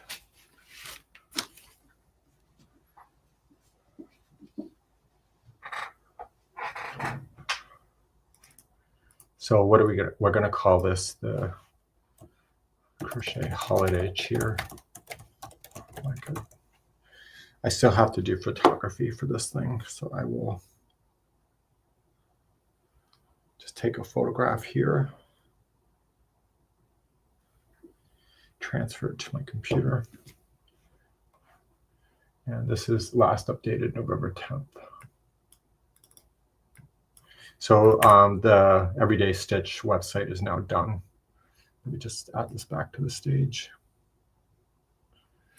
So Everyday Stitch website is actually officially done, but there's no content there yet. And it's not officially launched, but it's done. Okay, so we're going to do that. We're going to transfer.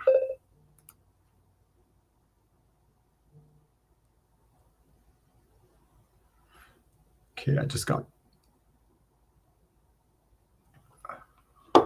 interesting.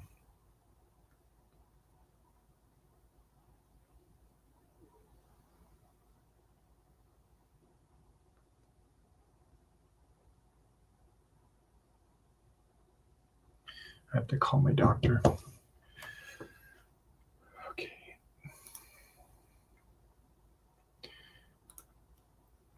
So I'm just going to drop a sample photo into the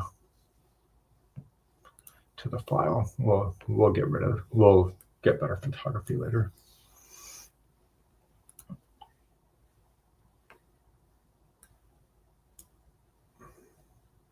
I took the photograph at breakfast this morning.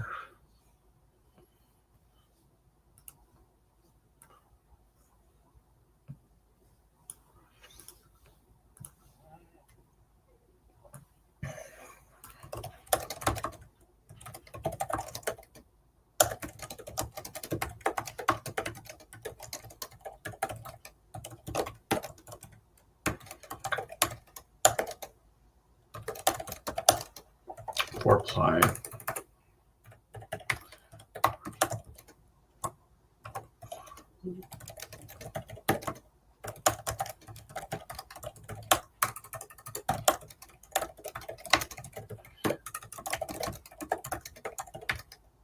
One ball of anniversary cakes in the color called Holly Jolly. If you want it bigger, grab a second ball and keep repeating.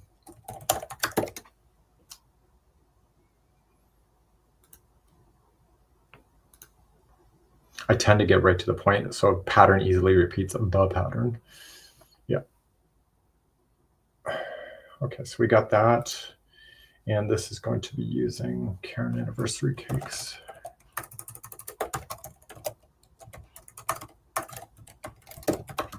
And let's get the information from Yarn Inspirations to see how big this yarn is.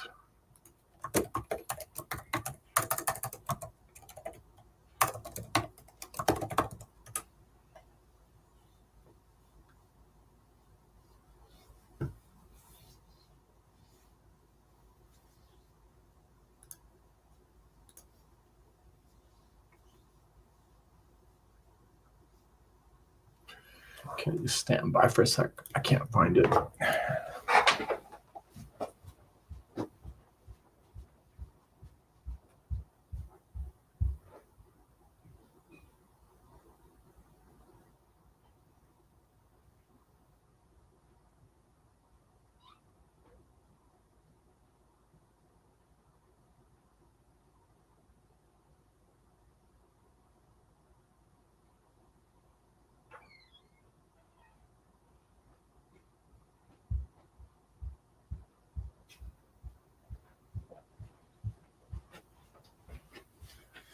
Okay, so I have the gingerbread version here. Let me take a look. So I have the gingerbread version here. So I just want the ball information for my pattern.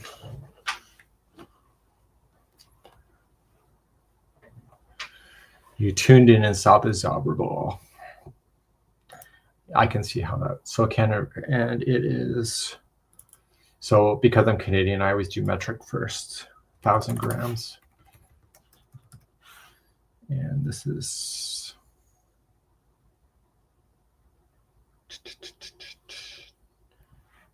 970 meters. Meters is misspelled. That's American. The other way is American. And this is 35. No.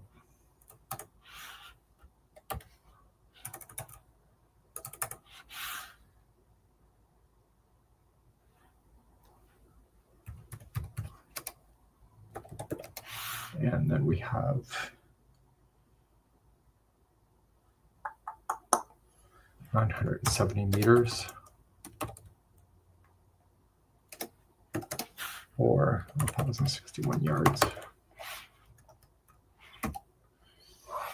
Okay, let's measure this blanket.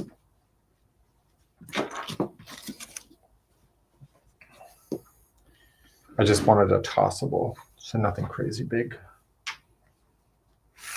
But this would be kind of a cool palliative size too. If you got somebody that can't come home for Christmas or whatever.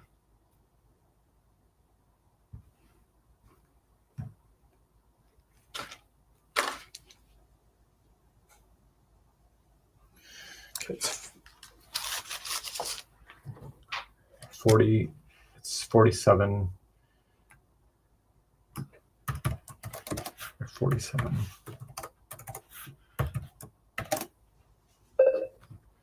Okay, and the gauge, I did a gauge swatch. So let's take a gauge.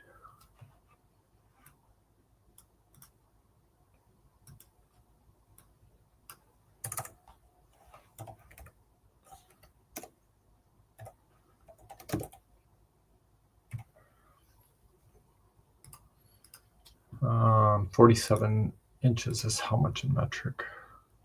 AI, 47 inches in centimeters equals 120, so it's 119.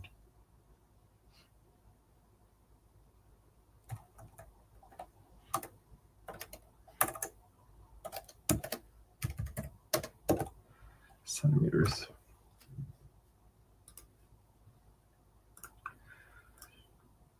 And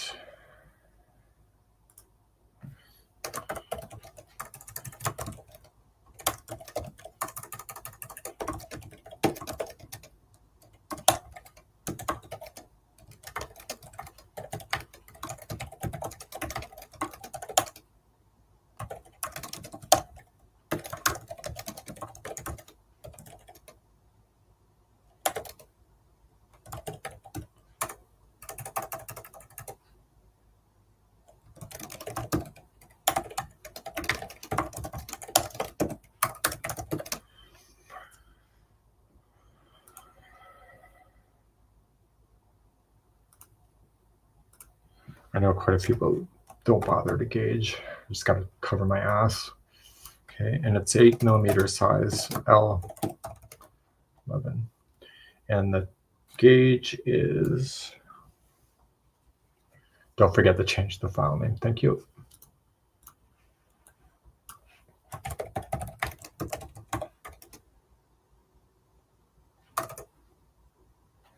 Ah, crap.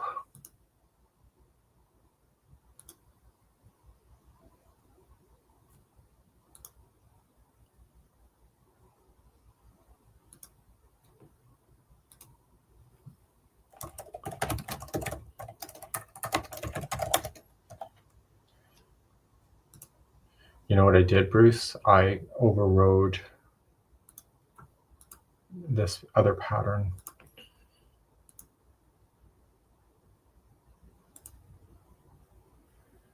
November. I need the November 3rd pattern.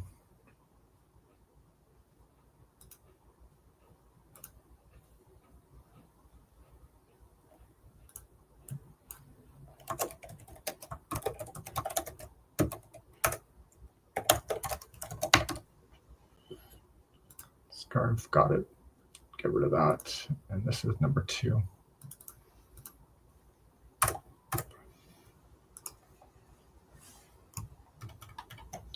Thank God for cloud backups.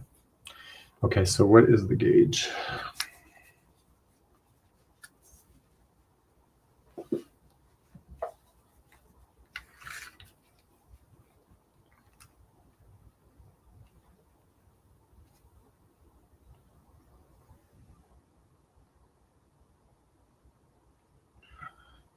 It's 10 stitches, 10 single crochet, and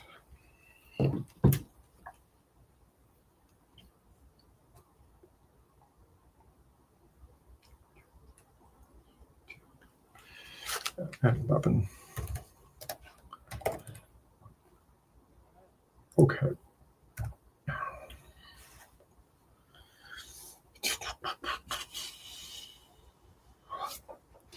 Okay, so we got certain stitches that are not belonging in this. So we're going to take out in the abbreviation stuff that doesn't make sense. So we got single crochet, we got double crochet. It's got to be in alphabetical order. Double crochet.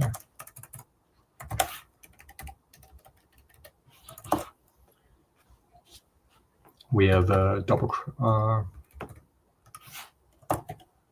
cluster.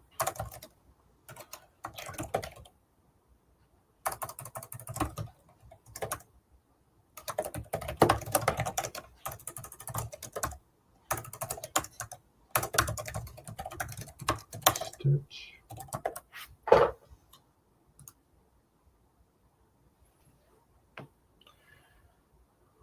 Okay. What else do we got? We got double crochet front post. Some designers do double crochet, front post double crochet, but it's technically double crochet front post in this order. I just got to look up.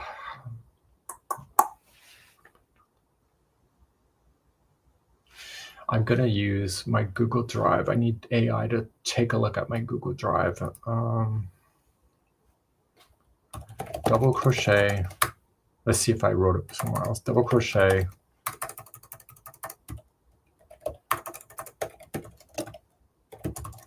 Two rows below. See what comes up. Right there, I did it. I did it in the cinnamon crochet hats. Let's see how I wrote it.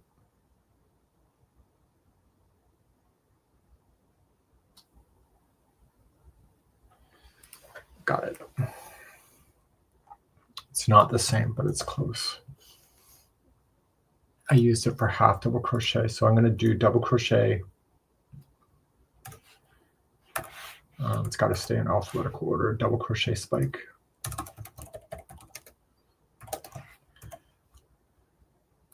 Equals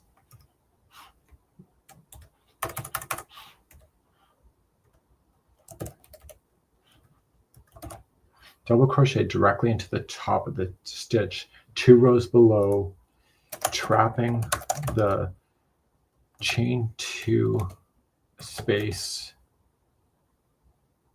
inside the stitch.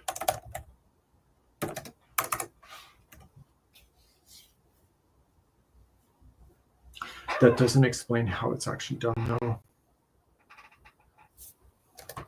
So we're going to do yarn over, insert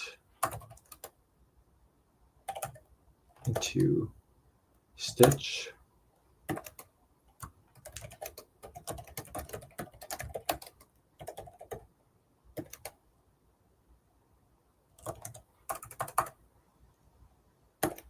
how do we do? Let me take a look at AI.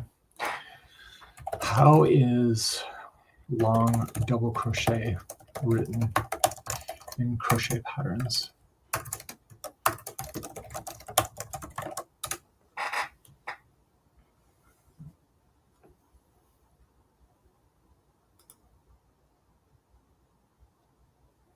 Do you want to dive deeper into AI mode? Yes.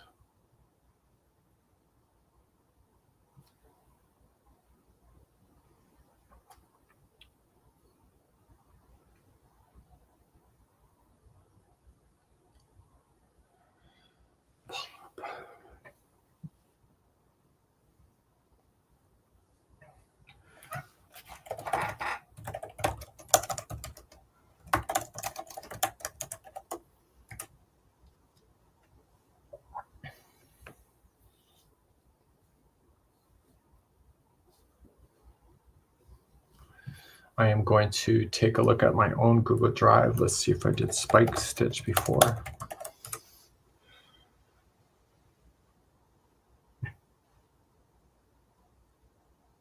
Oh, right there.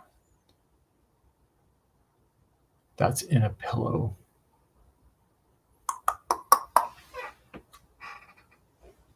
Let's see how they wrote it. Yarn Inspirations, actually. It came up in my search for Yarn Inspirations. Spiked stitch pillow.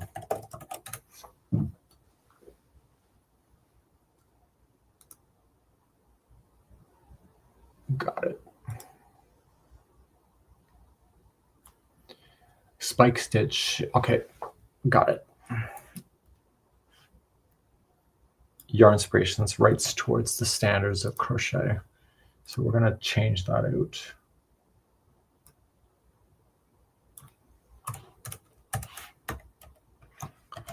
Spike stitch.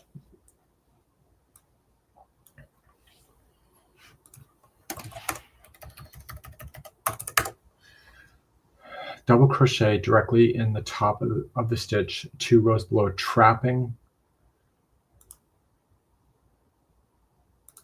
the chain 2 inside the stitch. Insert hook in row indicated and drop a long loop. Yarn over and draw through both loops. Unhook.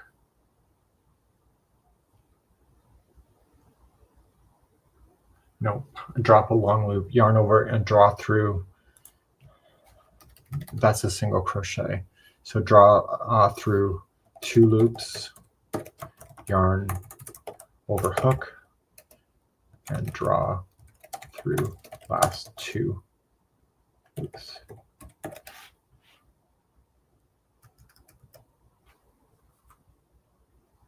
So I'm going to need that yarn over hook. Yarn over hook.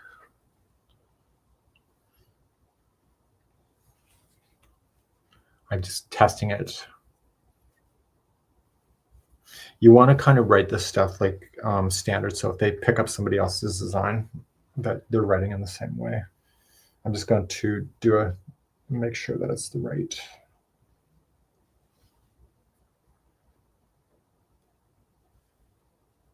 So yarn over hook.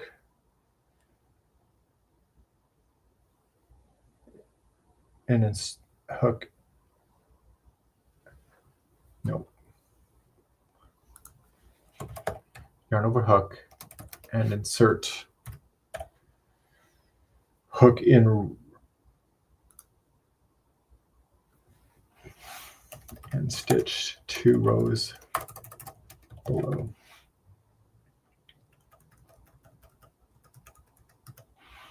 And draw up a long loop.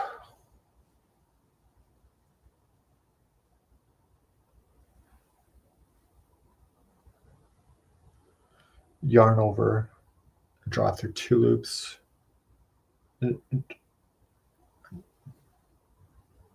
That's it. Yep. Got to check your work. Yep, it's yarn over hook.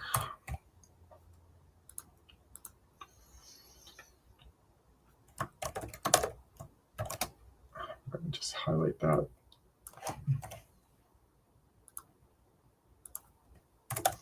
Yarn over and insert hook into stitch 2 rows below and draw up a long loop. Yarn over and draw through 2 loops. Yarn over hook and draw through last 2 loops. There we go, done. Okay, double crochet cluster. What else did we have?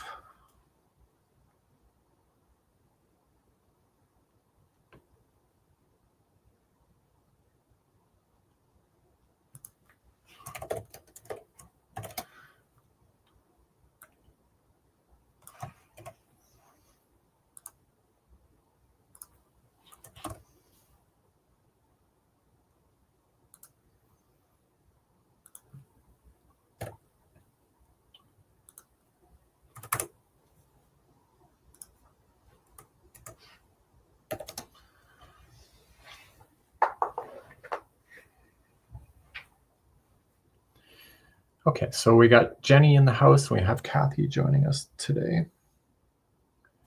So we have what's missing: treble front post.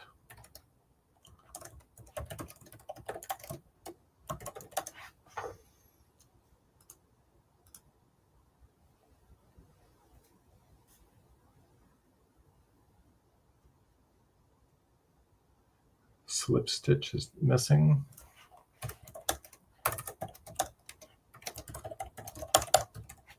Slip stitch.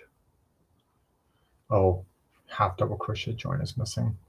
Let's see how I wrote that before. Double crochet join. I use AI in my own searching in my own files to find what I'm doing, to see how I wrote it before. If I'm consistent the way I write it, then somebody can jump my patterns. Half double crochet join. Got it. So it saves you from reinventing the wheel. And these fonts all look different. What's this font? That's Arial.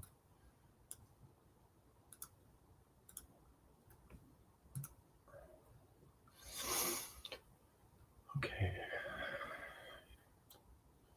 I think I got everything. So if I see anything else I can add to it. Everyday stitch is not ready yet, so I'm going to leave that out. Oh. Okay, so what I'm going to do is I don't like how abbreviations are separated, so I'm going to insert a page break. And I'll put another photograph of the pattern here. So let me just put something in temporary so I can just remember to do that.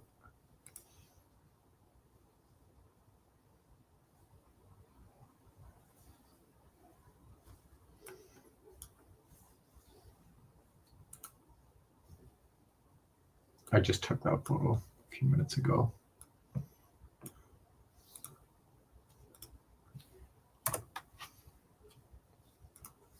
Insert page break. Okay, so now we got to write the notes. Okay, so crochet diagram.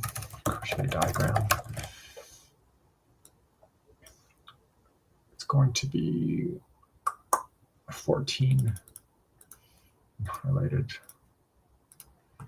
and insert a page break. I find people like those diagrams on 2 different pages so they can have them side by side.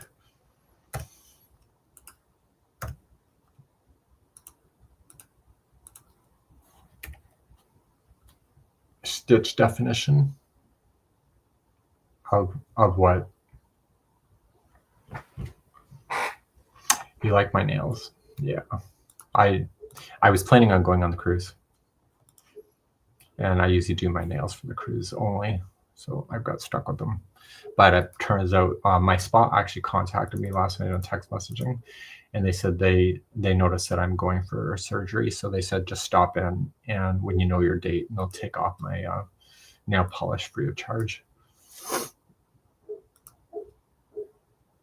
So that was really nice. That's what I'm saying. The community takes care of itself.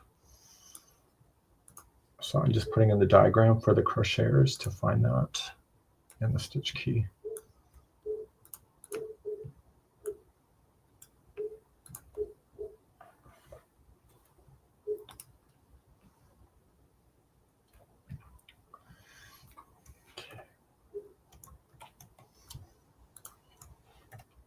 So anyway, so Karen, oh, you know what's, I'm going to leave that in temporarily for now. I'm just going to print it so I can follow it on my front of me here.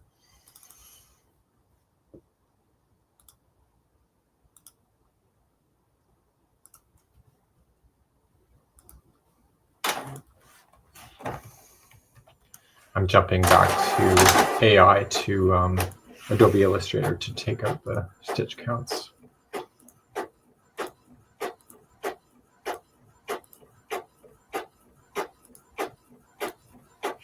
take a new photograph of it.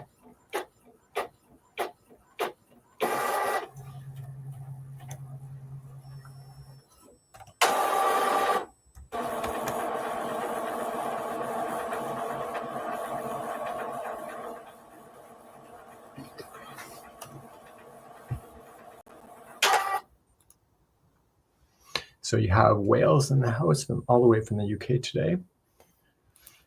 Okay, so I got to get rid of these stitch stuff out.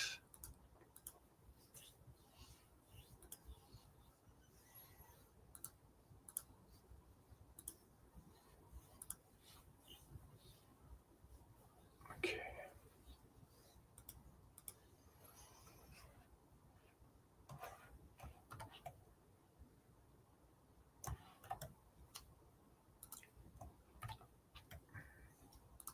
So it's out. We'll replace it with a new one.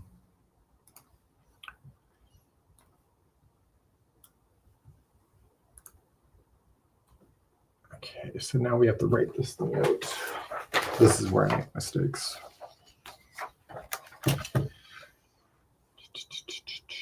Okay. Okay, the notes. Do I need notes? Yeah, I'll do notes.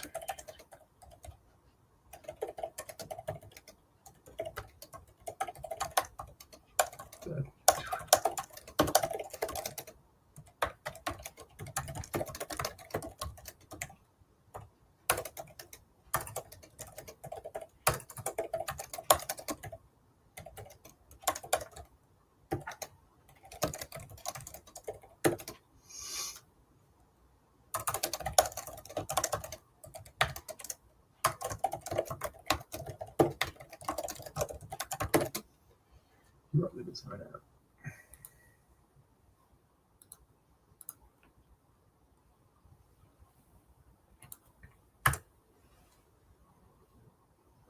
Okay, abbreviations, November 10th.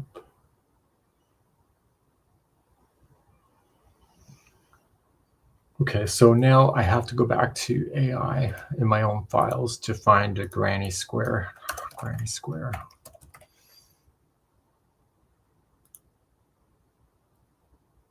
I just want to get the starting of it. It's just easier. Okay.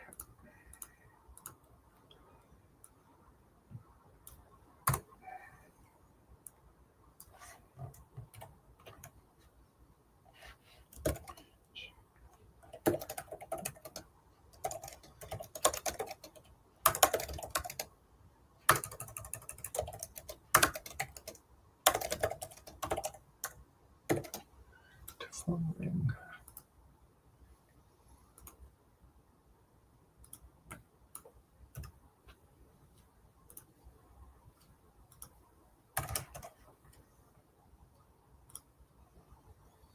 Chain 2. So it's we'll just say half double crochet HDC. Join. We're just gonna say join.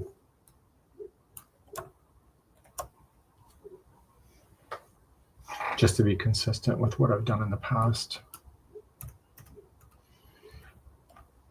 And let's change the writing to people that need to see bigger font. So I do it once, and then I do it twice, and then 2 more times equals 4. Okay, got it. So I'm just going to look at AI again, single crochet around.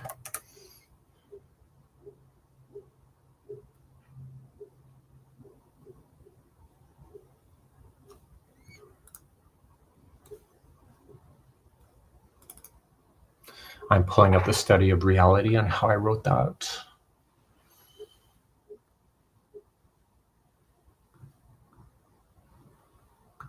Why invent the wheel, right, when you can do it?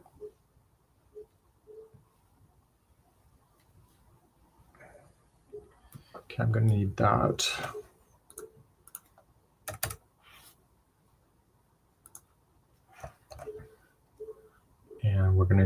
need a single crochet round.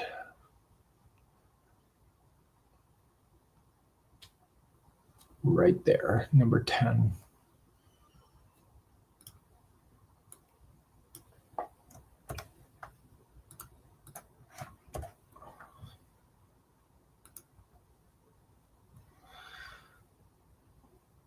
Okay.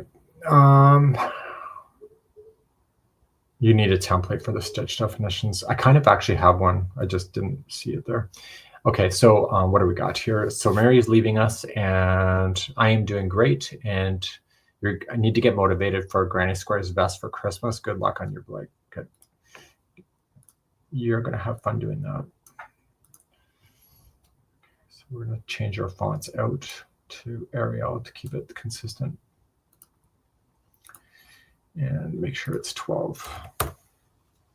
I'm kind of conscious with our community that we make sure that we keep the fonts bigger. Chain 1. Beginning corner space. There's space in there. Space is missing.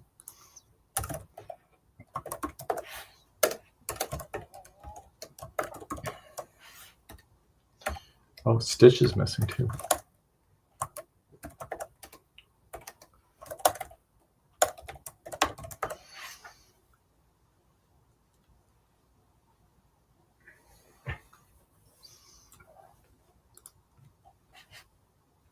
Okay, so then this is matching. One single crochet in each stitch to the corner.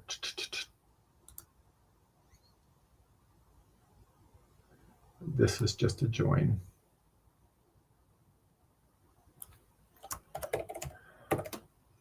So there's going to be 3 stitches, all the notes.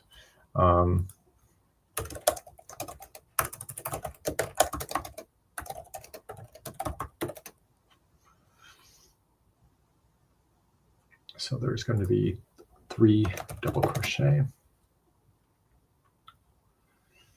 And here there's going to be 5.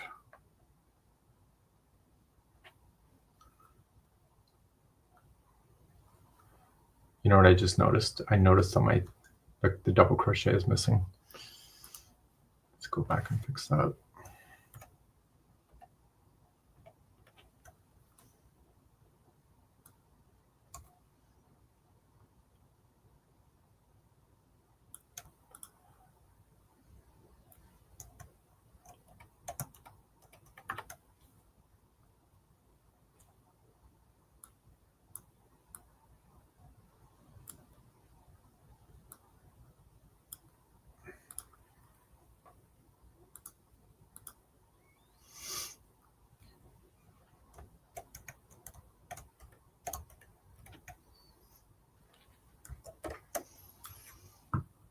It's all the little minor detail that drives me nuts. Okay, save our work.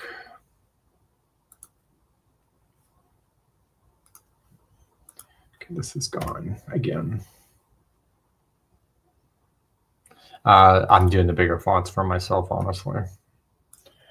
Okay, very good. It's in there. Okay, so 3 double crochet, join, and then there's going to be 5 single crochet.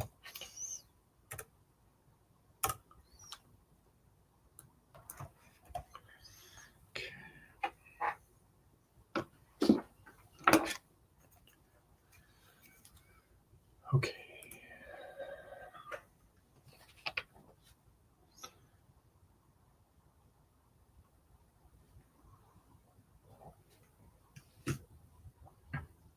Number 3 gets complicated.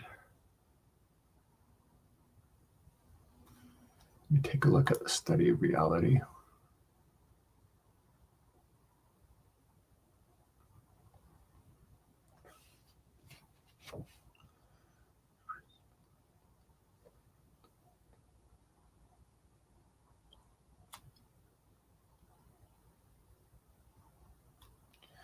It's very similar to round number 9 in the study of reality. Let me take a look at that. Let's pull that out.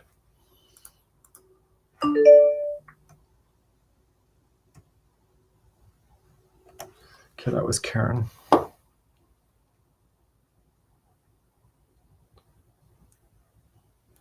Karen is on the cruise with the group.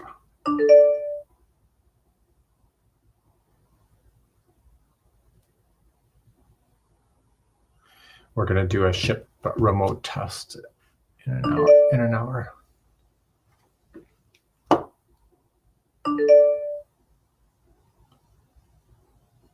I'm teaching the workshop on camera tomorrow on the ship. Okay.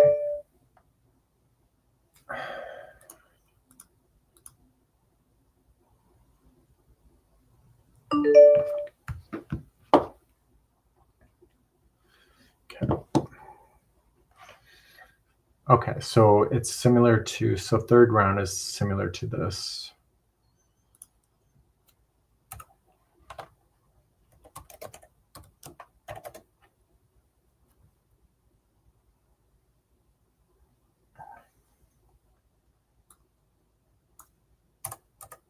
What I like to do is I like to break it up into pieces so I can see it individually.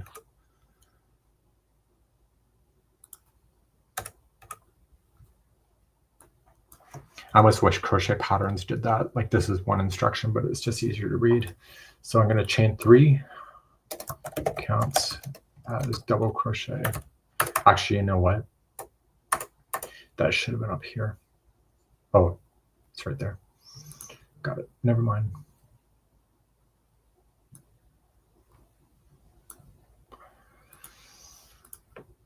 Chain 3, 1 double crochet in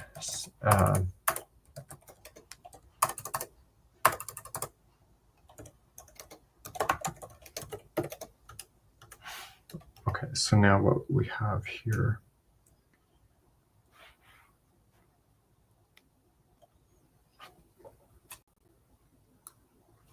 because it's an odd number, it has 1 double treble front post around the next thing, 1 DC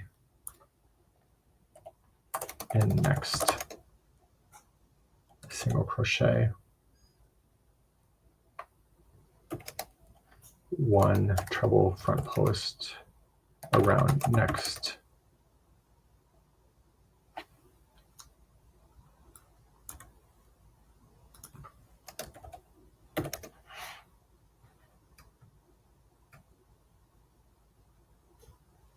and that will take me to the end.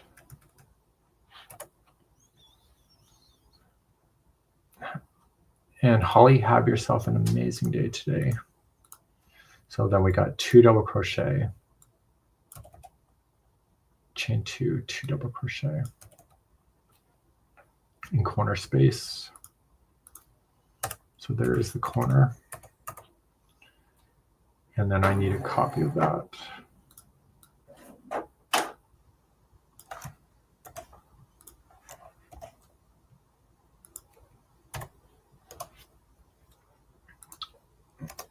Okay, and then we're going to repeat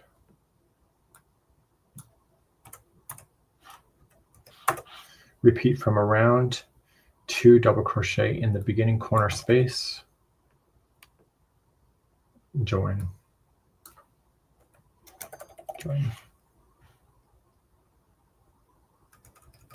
and then we just need the stitch count. It will be 9 stitches.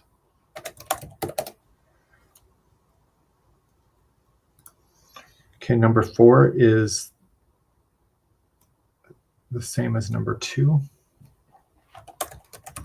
but it has to be written differently.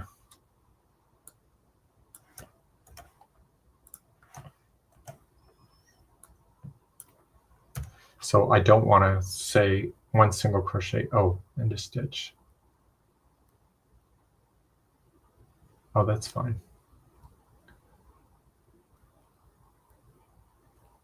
It's actually written the same way.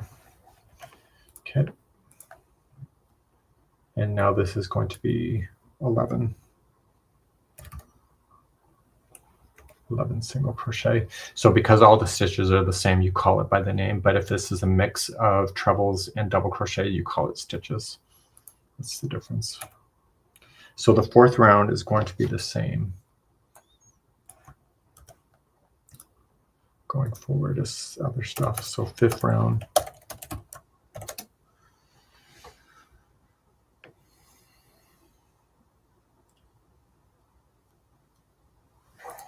Okay, it's going to start off with double crochets.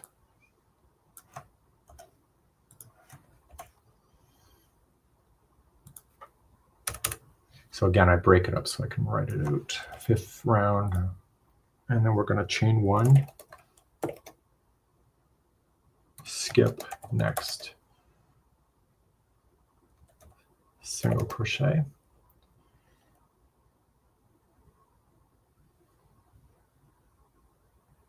and then we're going to do the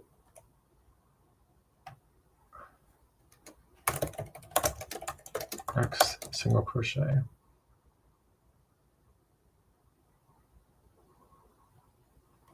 chain one, and then repeat that across. Repeat,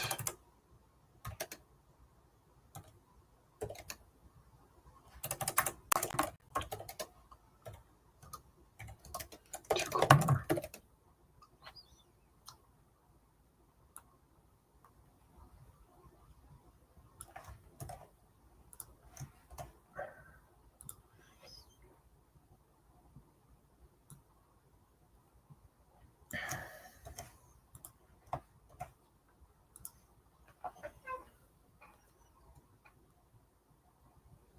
oh, you know what? I'm not.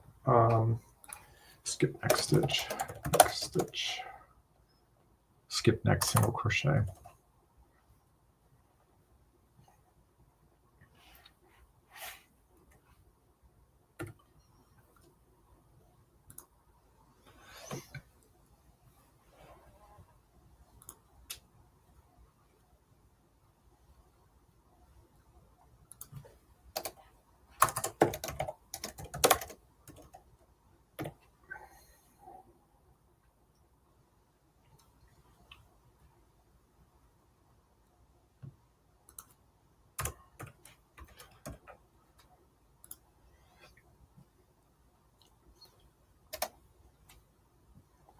Okay, and then we'll take this back.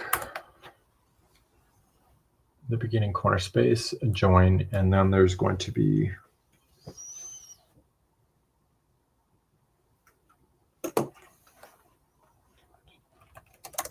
15 stitches, sixth round. It's the same.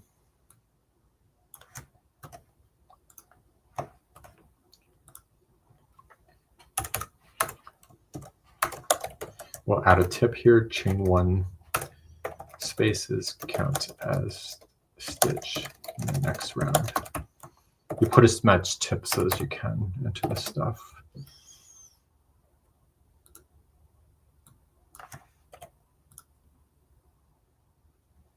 And each stitch and space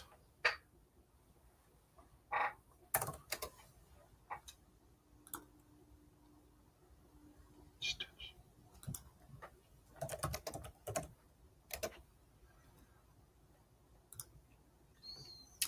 Okay, and so there is going to be a total of 17 single crochet.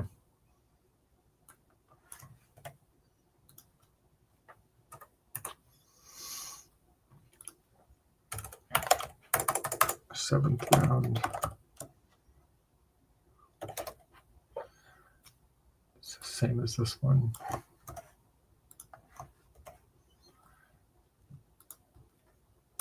And just break it up a little bit so you can see it.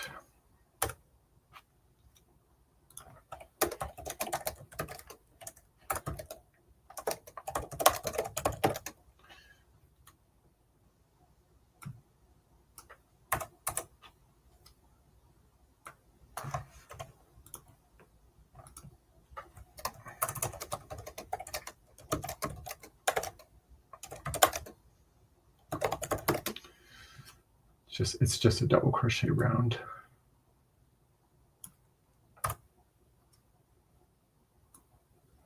And there should be a total of 21 double crochet. So I'll be posting this on the Journey membership YouTube for testing after I'm done this. Okay, it's the same as this one. Actually, it's the same as this one.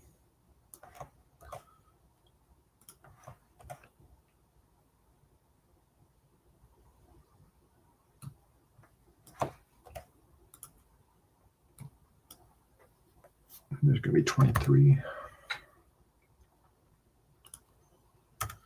9th round.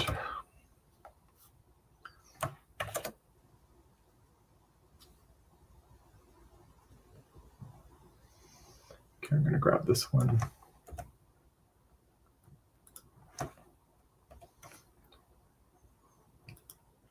Chain 2, skip next single crochet, and then we're going to DC in the next chain 2.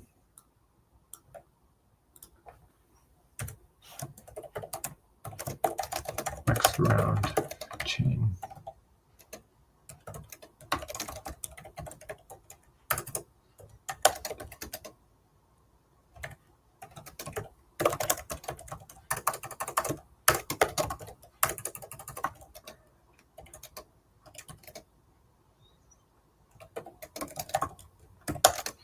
It needs the extra chain.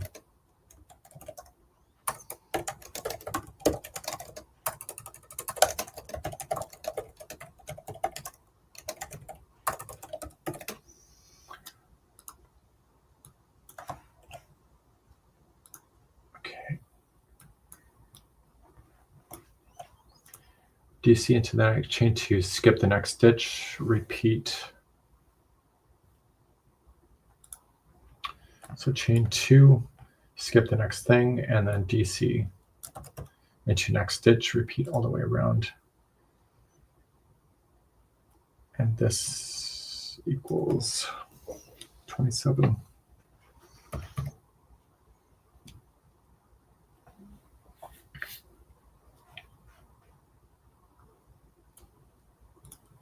Tenth round is the spike stitch.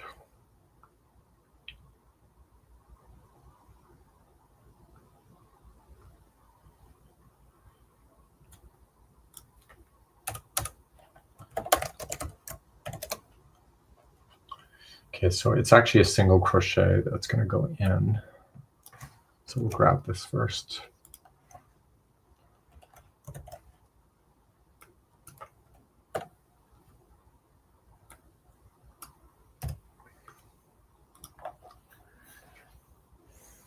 And next.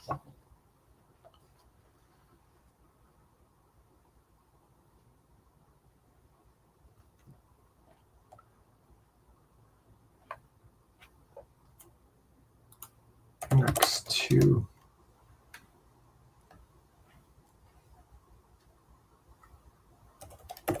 Next two DC.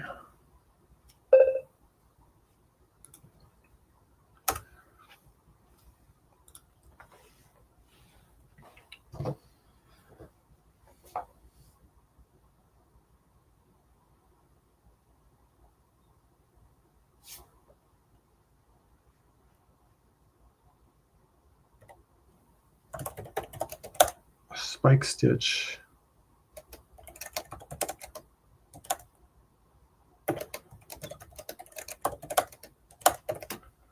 The next stitch, 2 rows below, 1 single crochet in the next. Repeat. 2 corners.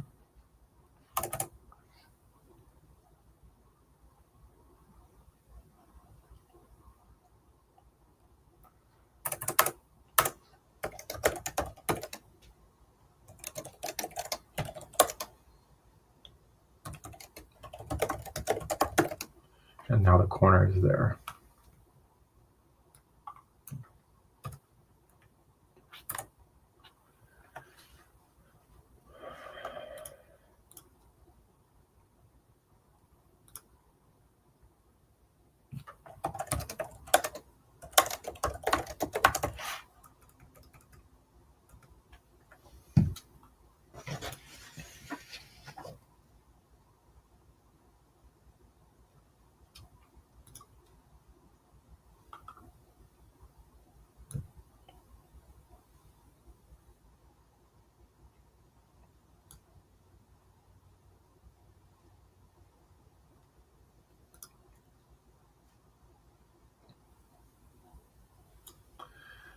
one single crochet in the next DC. I'm going to change the wording of that.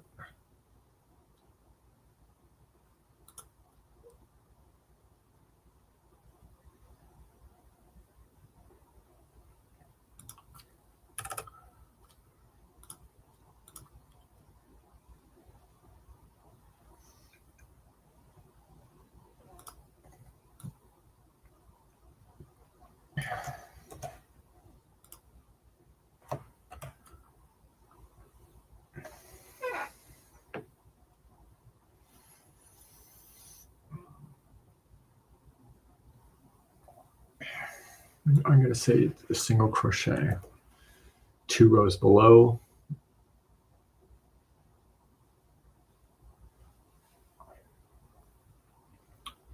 I'm going to leave a tip here.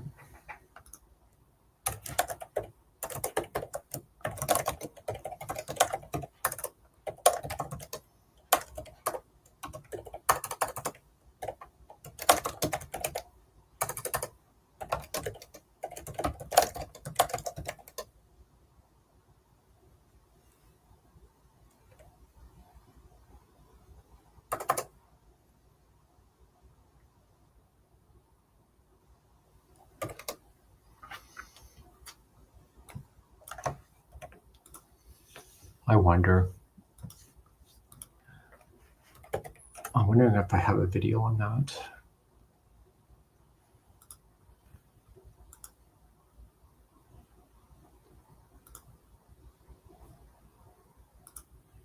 Just checking my library.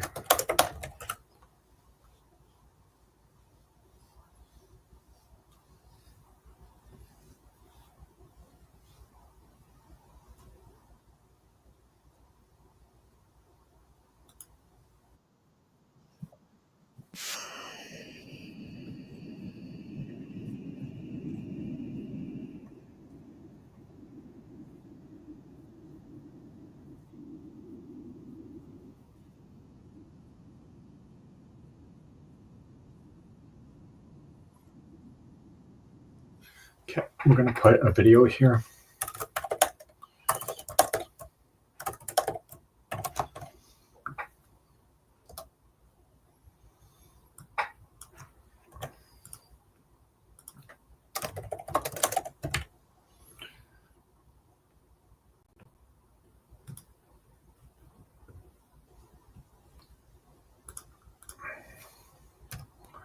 It's going to be easier.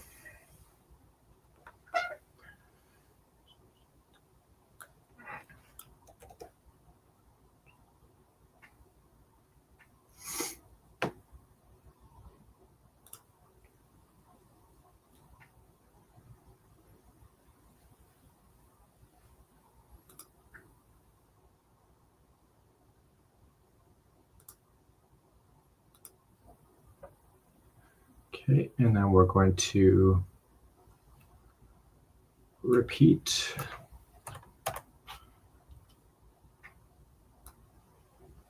And this is going to be 31 stitches.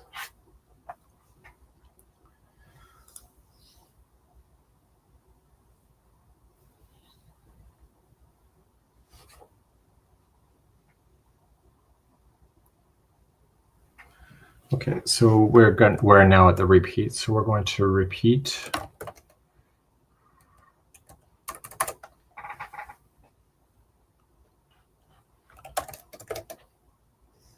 To 10th rounds. How many times?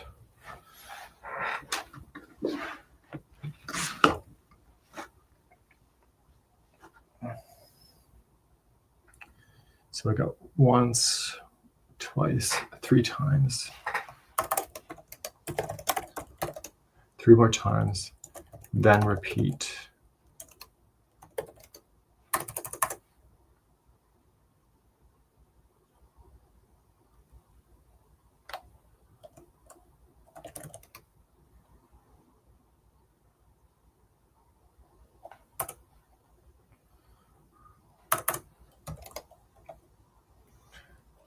Second round.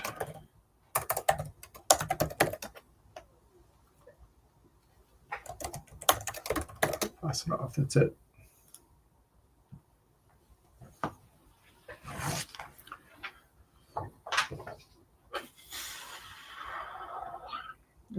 So the question is, are people going to bother me for the stitch counts?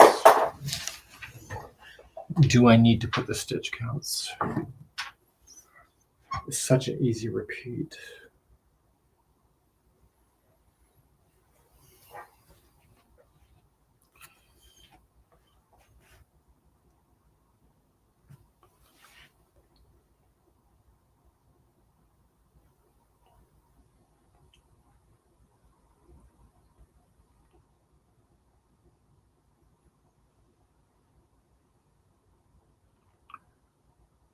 So 5, 6, 7, 8, 9, 10, 6 rows. No, this is second. So 2, 3, 4, 5, 6, 7, 8, 9, 10. So it's 9 rows.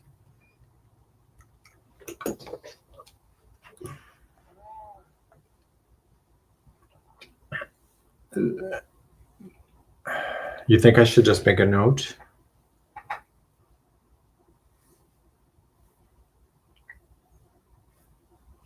Somebody's going to message me on this.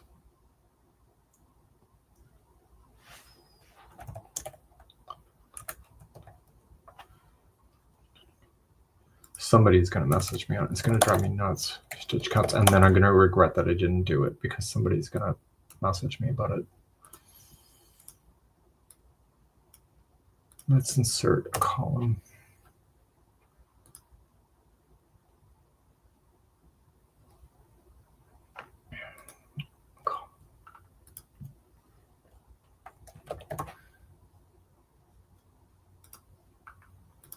Insert a table.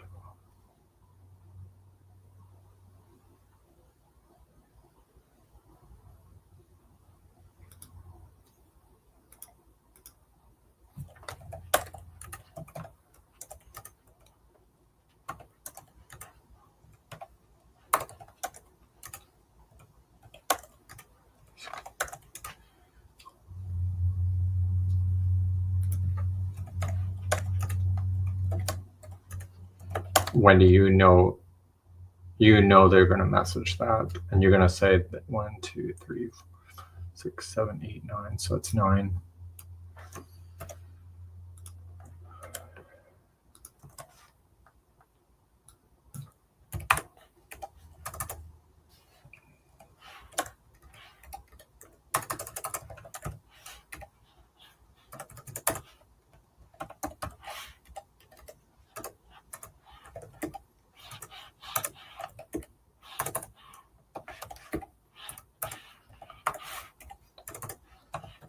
Twenty-eighth, 29th, 30. And so they'll be able to see the repeat from here, I think. 31st, 32nd, 33rd. Wendy, you're not making sense.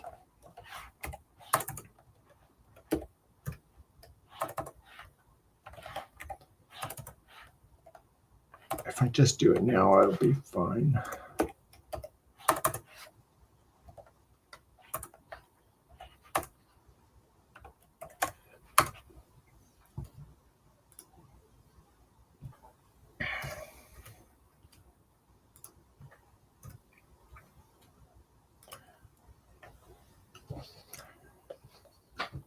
So, oh, that was 29.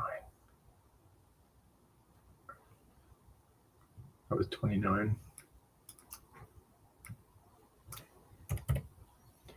So this is 31.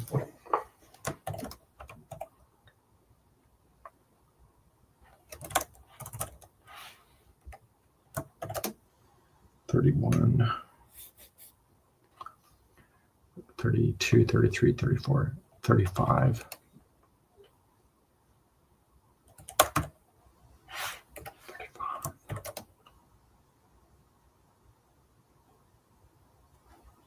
37.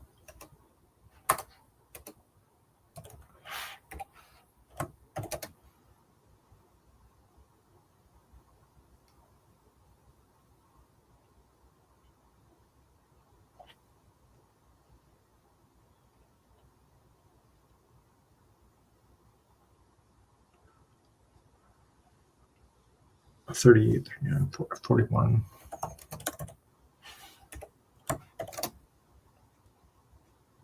$43,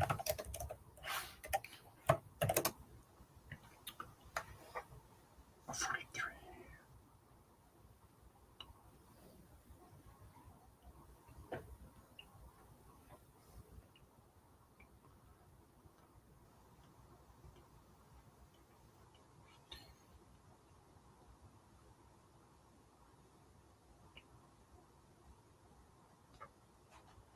$47 DC,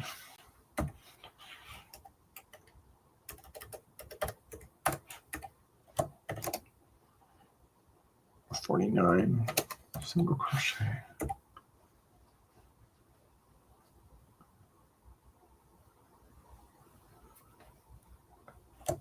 $50, $51, $52, $53 stitches,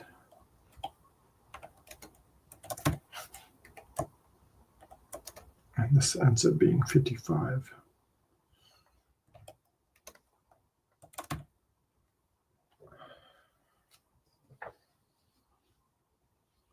What are you not making sense about? Oh, somebody's going to really ask us about this one day. You know they will.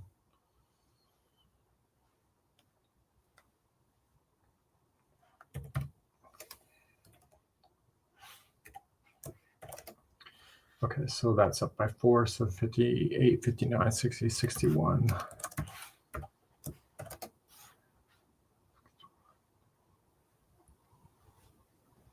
$62, $63 single crochet.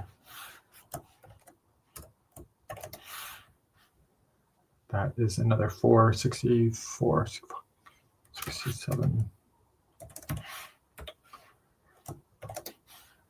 69.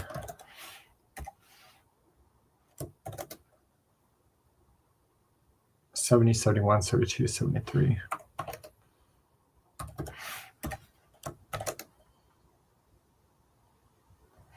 $75.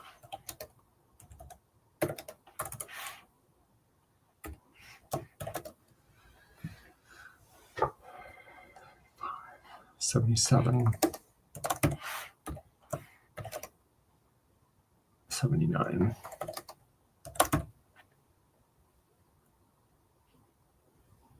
You spoil the community. Oh, you know what? You'll get sick and tired of the question, honestly. So why? So 81, because I can figure it out. I just lazy.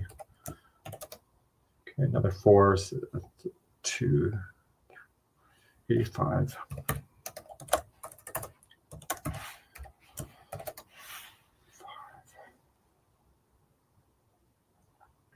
$87.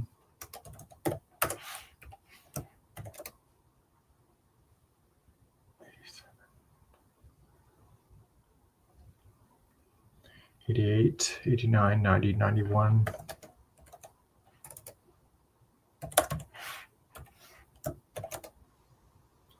$93.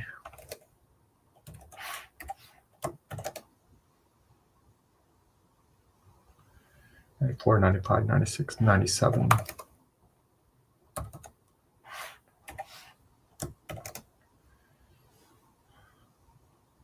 $99.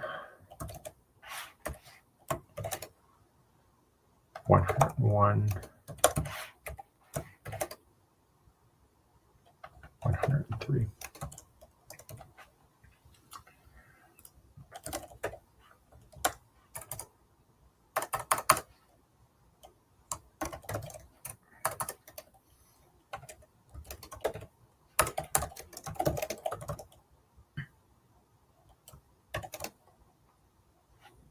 So that was 105 stitches, and then 107 stitches.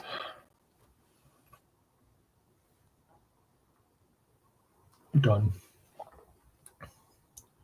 So I think, Wendy, we're ready for testing on the Journey membership.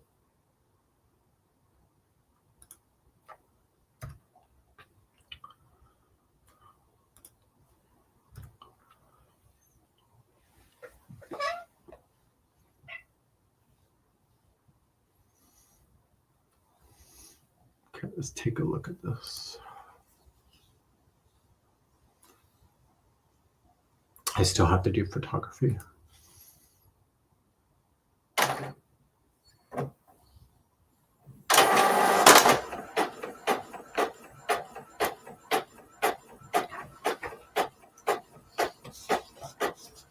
You want to go outside?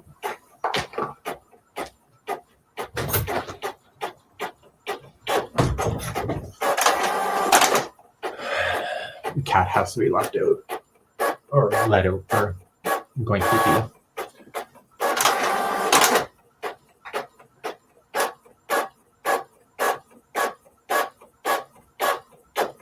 Oh, Wendy, I also have dishcloth pattern that I've done as well in Tunisia.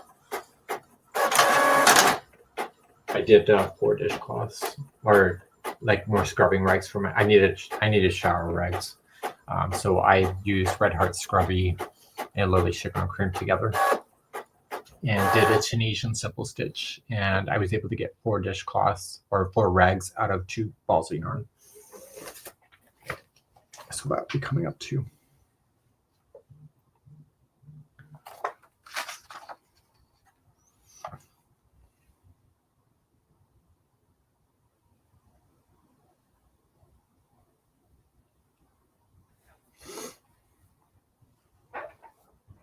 Just proofreading.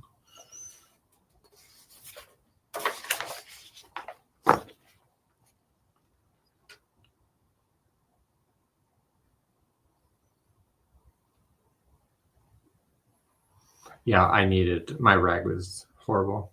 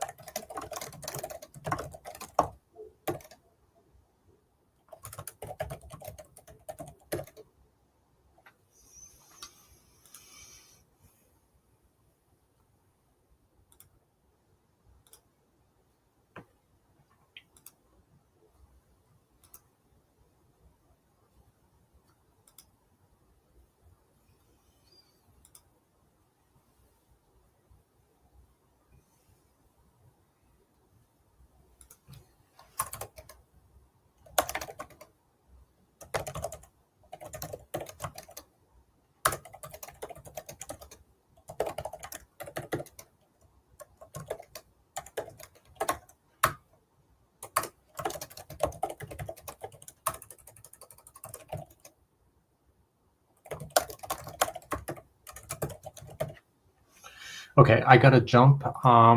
Karen is waiting for me on the cruise ship, so we will do that. And I will finish this pattern after I'm done that. So that's it for now, and we'll see you again soon.